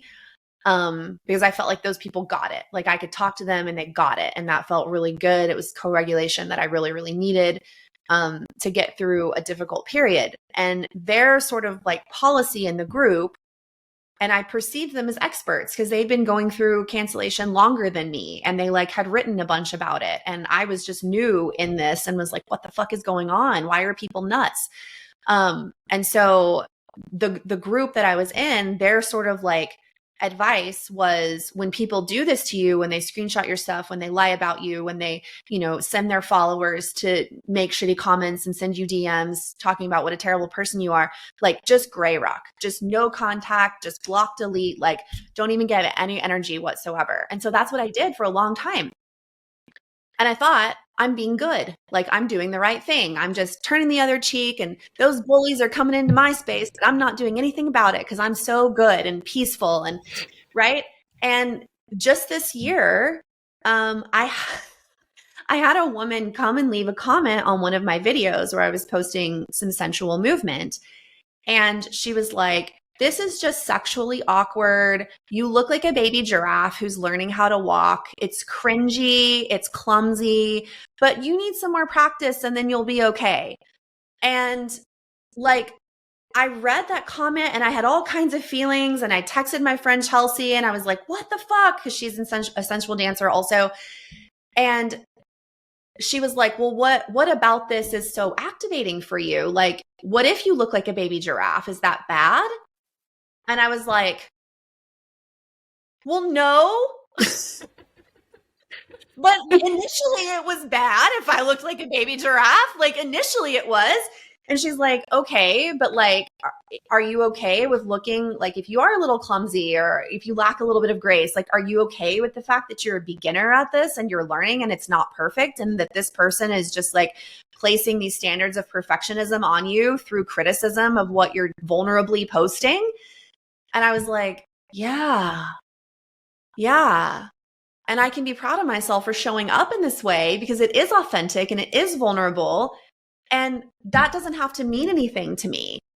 And so what I realized after that was how much of my life, in the name of goodness and like being the bigger person and turning the other cheek, how much I had actually absorbed people's shit. Like I had to take it on and take it on. And I wasn't allowed to say anything about it. I wasn't allowed to fight back or defend myself. I wasn't allowed to stand up for myself. Like I just had to absorb. And this goes all the way back till I was a little girl, right? In school, getting bullied. Oh, just turn the other cheek, Lindsey. God wants you to turn the other cheek. Jesus would turn the other cheek. Be the bigger person. The bullies just want a reaction out of you. Don't give them the reaction. Like that's the conditioning I was programmed with. What did that cause me to do? Repress my own anger. Right? Repress my ability to stand up for myself. What happens when you repress anger? Well, you don't go back up to safety. You go down into freeze or collapse. So what I've started doing instead is examining like this group I was a part of. I left it. And then I just honestly ask myself, like, what purpose is it serving for me to try to protect the identities of the people that say mean things to me? Like, why am I doing that? And it comes down to like, well, that's being the bigger person. And I was like, but being the bigger person has meant like I'm carrying and absorbing this shit. And like, I don't want to do that anymore. Like, I want to use my voice. I want to be able to access that anger and defend myself and set boundaries and not allow shit like this in my space. And so I completely changed my approach. And now if somebody leaves me a shitty comment, I screenshot it and share it on my stories and I don't block out their name or anything. So this is a long story going into what you were saying about showing up in dysregulation and how your followers might perceive that. So when I've done that, I've had some followers who have been like, you're no better than they are because now you're publicly shaming them. And I'm like, dude, this is a public Instagram account. Anyone can go through my comments and read this comment, but I'm not going to absorb this person's shit by not putting out there, here's what's getting said and here's why it's not acceptable. Like, here's what you're not allowed to do in my space.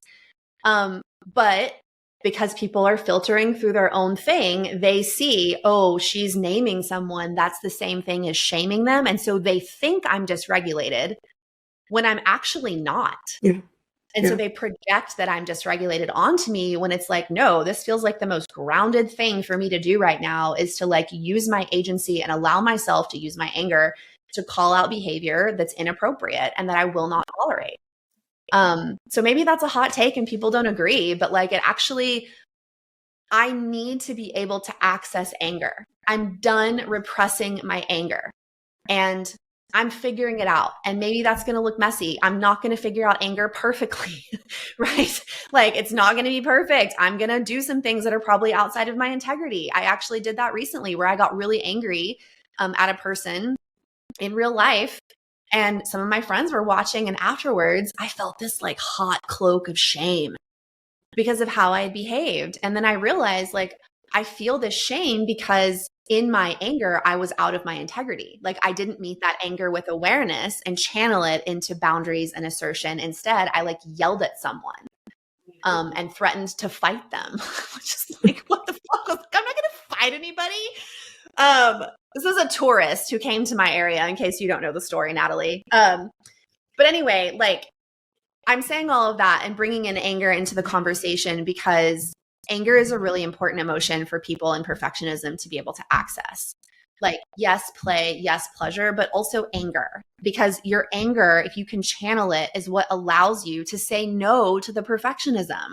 Yeah. It's what allows you to unfollow the people on the internet that make you compare yourself to them so that you can get your own energy bubble back and it's not leaky everywhere.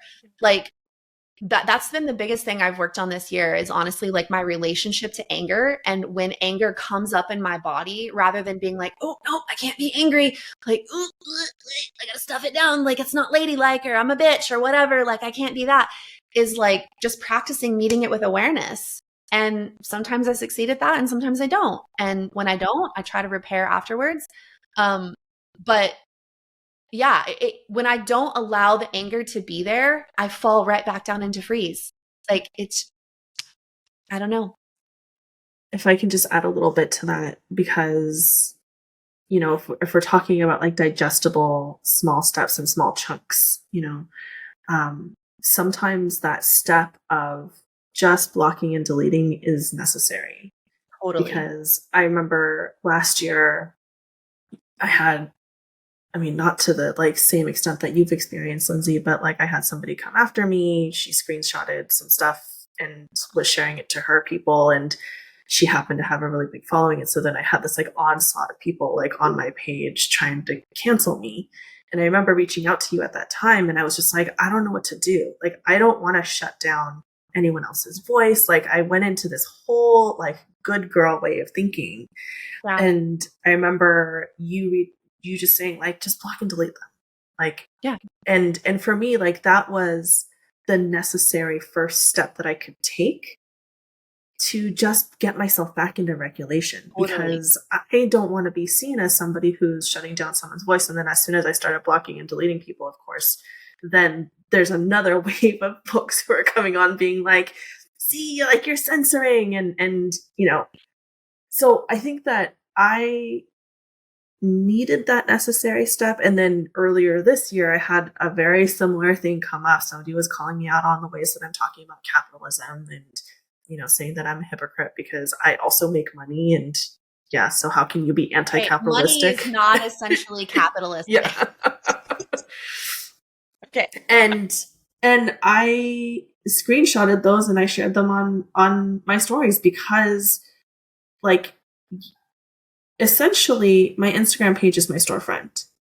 And, you know, you don't go into somebody's beautifully curated ceramics pottery shop and start like flinging shit all over the walls and expect them to just take it, right?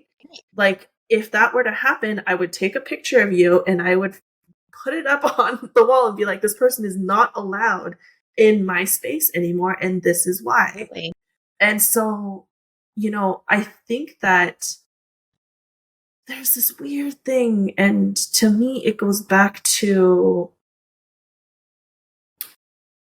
I don't know. I feel the need to just like share that, like, I'm going to talk about rape, in the next couple minutes. But like, I remember when I was raped when I was young, I had this like same feeling of like, if I say something about this person, it's going to ruin his life. Like not even considering that he had like such a huge lasting traumatic impact on my life. But I went into the space of like, if I name him, if I point him out, it's going to change the way that our families interact with each other. It's going to change, he had a girlfriend at the time. It's going to change his relationship with his girlfriend. It's going to change everything about his life. And so I, as you were saying, absorbed that and carried that pain as my own. His for life decades. didn't change at all. Exactly. His life didn't change, and your life was the one that was impacted. Yeah. And so to me, like actually posting and saying, hey, you aren't allowed to say that. And this is their Instagram handle. And most of the time when that shit happens, they have a private Instagram handle with like, you know, they aren't even being vulnerable and like putting their stuff out there in a public facing way. And so like, it's important to name the perpetrators when bad behavior is happening. And I think that to me, it goes back to this, like this thread of perfectionism, because I think perfectionism and like good girl, good boy are like siblings of what was it? Perseverance and shame. Like, well, perseverance and shame are mommy and daddy. Yeah. Good girl and the perfectionist are like evil. Are like the siblings. Yeah. Yeah. Yeah. I think that's so important for you to share that, Kat. And yeah, it is good girl programming. and perfectionism, because like the good girl is inherently perfectionistic, and it's all about like, how are other people perceiving me? I want to be seen as good. I want to be seen as worthy. I want to be seen as pretty. I want to be seen as perfect. And so if I follow these made up arbitrary social media rules wherein I don't ever say anything when someone is mean to me, then I can still be perfect and good and worthy and sweet and docile and like all of this stuff, right? But it teaches people how to treat you. And so for every time, and I haven't had to do it maybe less than 5 times, have I like actually screenshotted, left their handle and everything and shared it publicly. Not something I have to do very often. But I used to get so many more shitty comments, shitty DMs, like whenever I just blocked and deleted and tried to hide it, than when I started calling it out. And when I started calling it out, the number of shitty comments and DMs I would get like dropped by like 80%. Like it was a drastic reduction. And I felt so empowered, because I was like, finally, I don't have to have my emotional energy going towards this, because just because I block and delete somebody doesn't mean that that hasn't taken some emotional energy or labor like in my own body. I still have to read their comment. I still have to watch her call me a fucking cringy baby giraffe learning how to walk. Like that hurts. Why do I have to protect you and absorb this and give it my emotional labor while you just go on with your fucking life because you don't know me and your account is private and you've made 0 posts and you have 0 followers? Like, what the fuck? I'm actually making a difference in people's lives, you know? Like, and so, yeah, that was an unwinding of perfectionism and good girl for me. And it was like, most of my followers, the ones who have commented, for every one comment I get about you're publicly shaming someone, that's not nice. For every one comment I get like that, I get 10 that are like, thank you for showing me how to set a boundary on the internet. Thank you for showing me that it's okay for me to be angry and call out bad behavior. Like people are watching us model how we handle these things and they're learning by it. And so if I can set that example for someone, like I feel really honored to be able to do that, because I'm not in the business of continuing to empower people to repress their voice, their anger, or their agency. I want to empower people to use their anger, their voice, and their agency. Yeah. Sorry, I feel like I could just like preach a sermon on that forever. Love it. I'm over here just like, you guys are just like saying the things like, popping in my head and answering my psychic questions, and it's great. I'm just sitting here having a great time. Yeah. Ripping. Yeah. I feel like one thing too is the like it really is this great hall of mirrors of perfectionism because of those constructs placed on us. And so people are projecting their own perfectionism onto others and then getting mad. And then like I see you, Lindsey, refusing to try to accommodate these impossible expectations of others. And that's a pattern interrupt. And if you think about going to the ocean and there's waves, and when a wave comes against the shore, that's when it breaks, or when it hits against the rocky walls and it goes back, and that it creates turbulence. But there, these pattern interrupts are going to be weird sometimes. But this is like, I think this is such a huge, important thing. And in my own journey as well, being able to access self-protection and the knowledge and trust in myself that if I have to protect myself, I will fucking do it. I will stab a bitch. Like, I hope I never have to. Absolutely. But the fact that I have the ability to even access that part of me that is like a tiger with teeth and claws and it will just like rip into someone's neck and fucking kill them, like, I'm like, wow, that's really cool. That's like a very deep animalistic thing that I have no intention or desire to go out and enact. But I'm like, wow, okay, great. I'm more of the full spectrum of my animal self. And that helps me be who I am in the world, because I know that I can be soft and vulnerable, but also like, think of cat. I love cats. I love cat, but I also love cats. And so like, thinking of like, their soft fur and they're so sweet, and then you tickle their belly and they're like, it's like, we can be all that. And I love just seeing it modeled in a way that is going to probably upset people because of their own inherent biases and unchecked biases and constructs that they're carrying and all of these things that they don't even know that they don't know. And that can be really challenging when you're a way shower or a visionary or a seer or a change maker. Yeah. And that can cause one to question, am I doing it right? And then go on a perfectionism loop. And like, these are just things to name and why it's so important to have conversations publicly like this so that others can know that there's so much more to the picture than what they might be experiencing or what others might be saying. Like it's a fucking jumbled mess out there. Yeah. 100%. Ditto. I do want to add to what Natalie was saying. The word that came up as she was saying that was like range. And I'm picturing the polyvagal ladder in my head. And so like your nervous system, when it's functioning optimally, is supposed to flexibly move in and out of those states in whatever way is appropriate for whatever's in front of you at that time, real or perceived.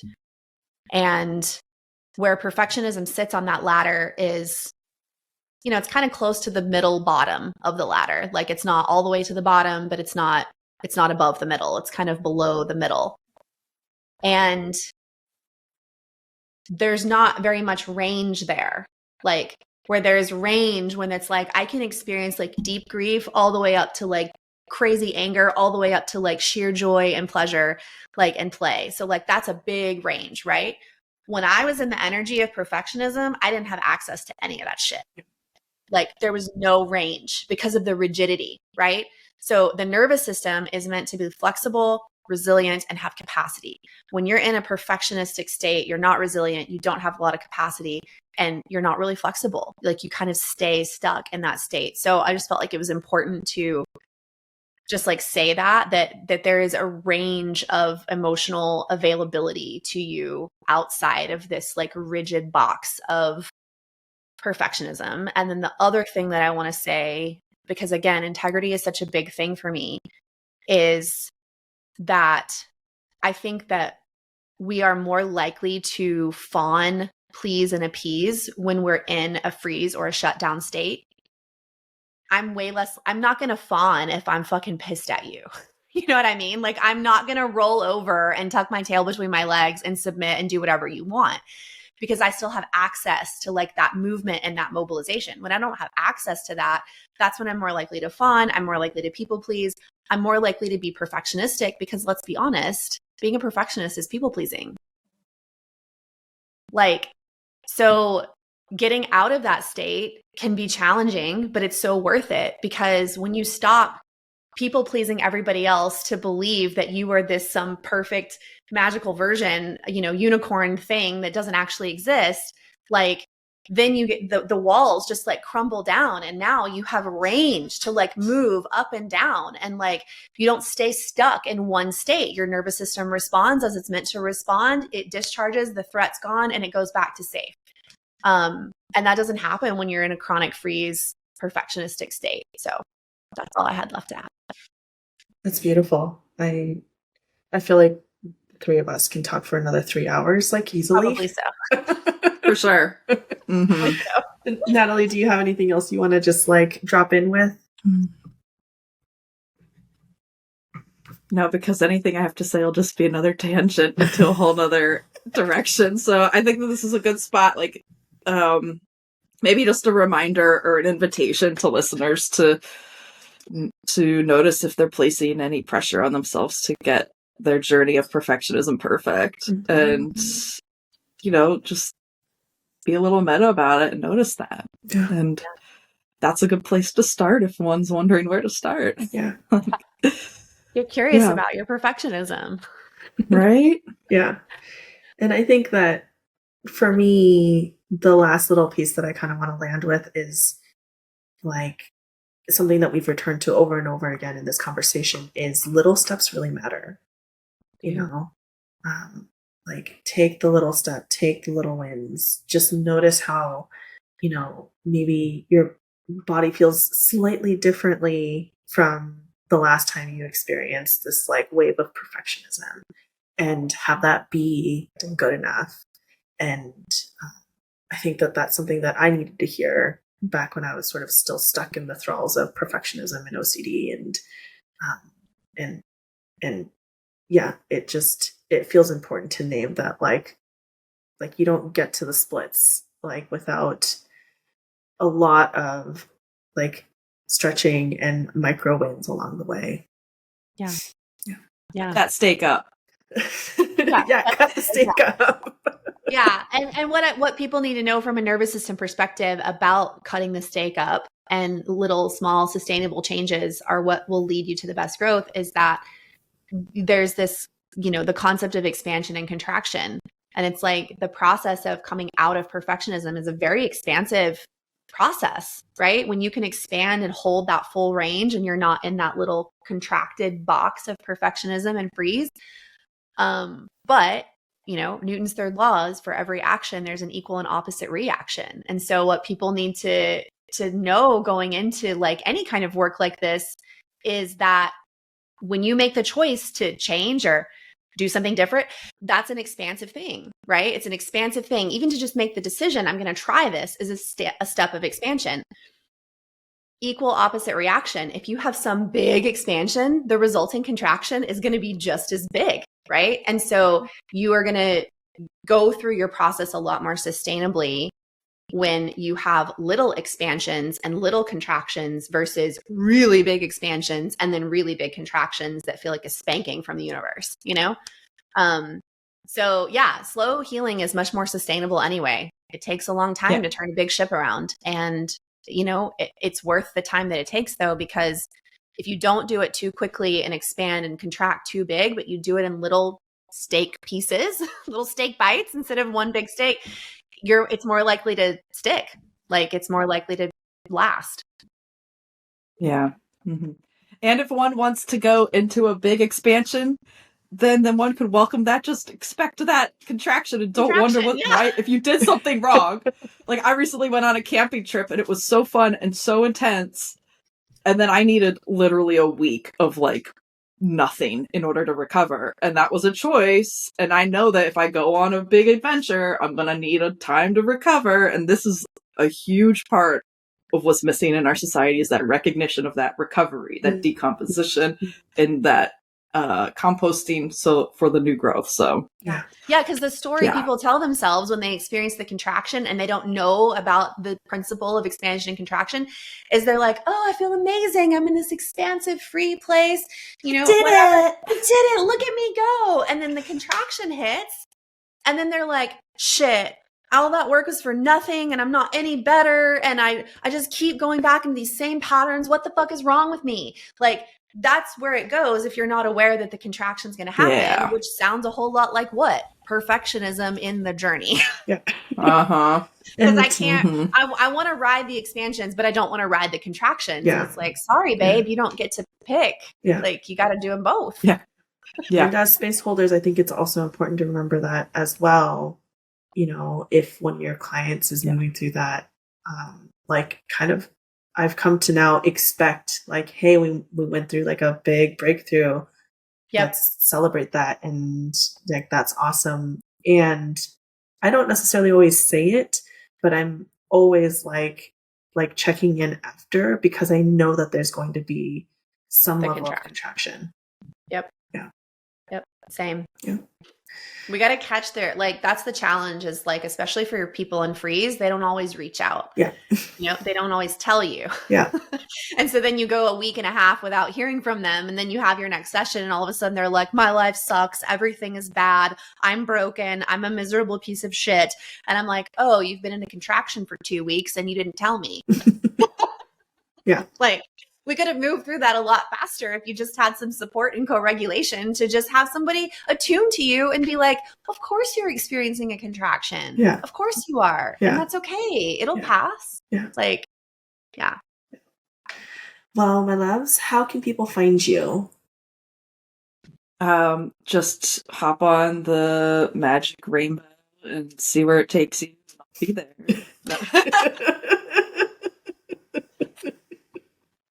Speak to a banana slug and they'll whisper your message to me. No, I'm at natalie.net, www.natalie.net. It's like a terribly old website at this point, and probably best to just get on my newsletter, which is where I share.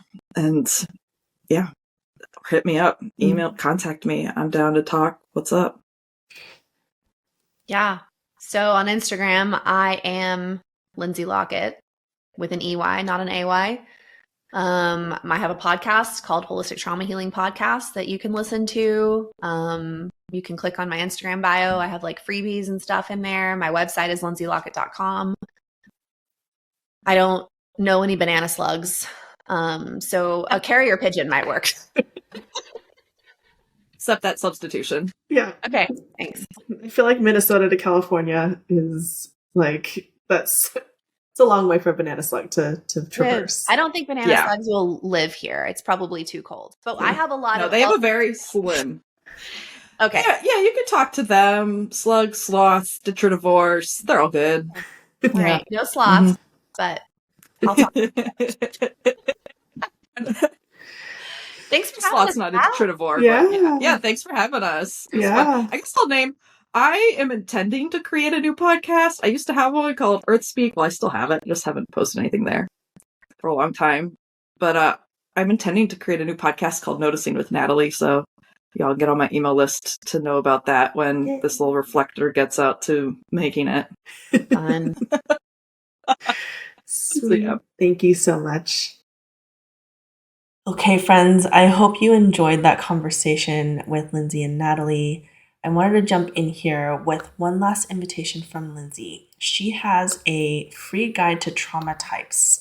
It's essentially a quiz with a guide. So if you go to lindseylockett.com/quiz, you'll be prompted to share your email address, but you'll get a free guide about your particular trauma type. So if that's something that interests you, go check out her website. Again, lindseylockett.com/quiz. It's such an informative resource. So I really hope you go and check that out.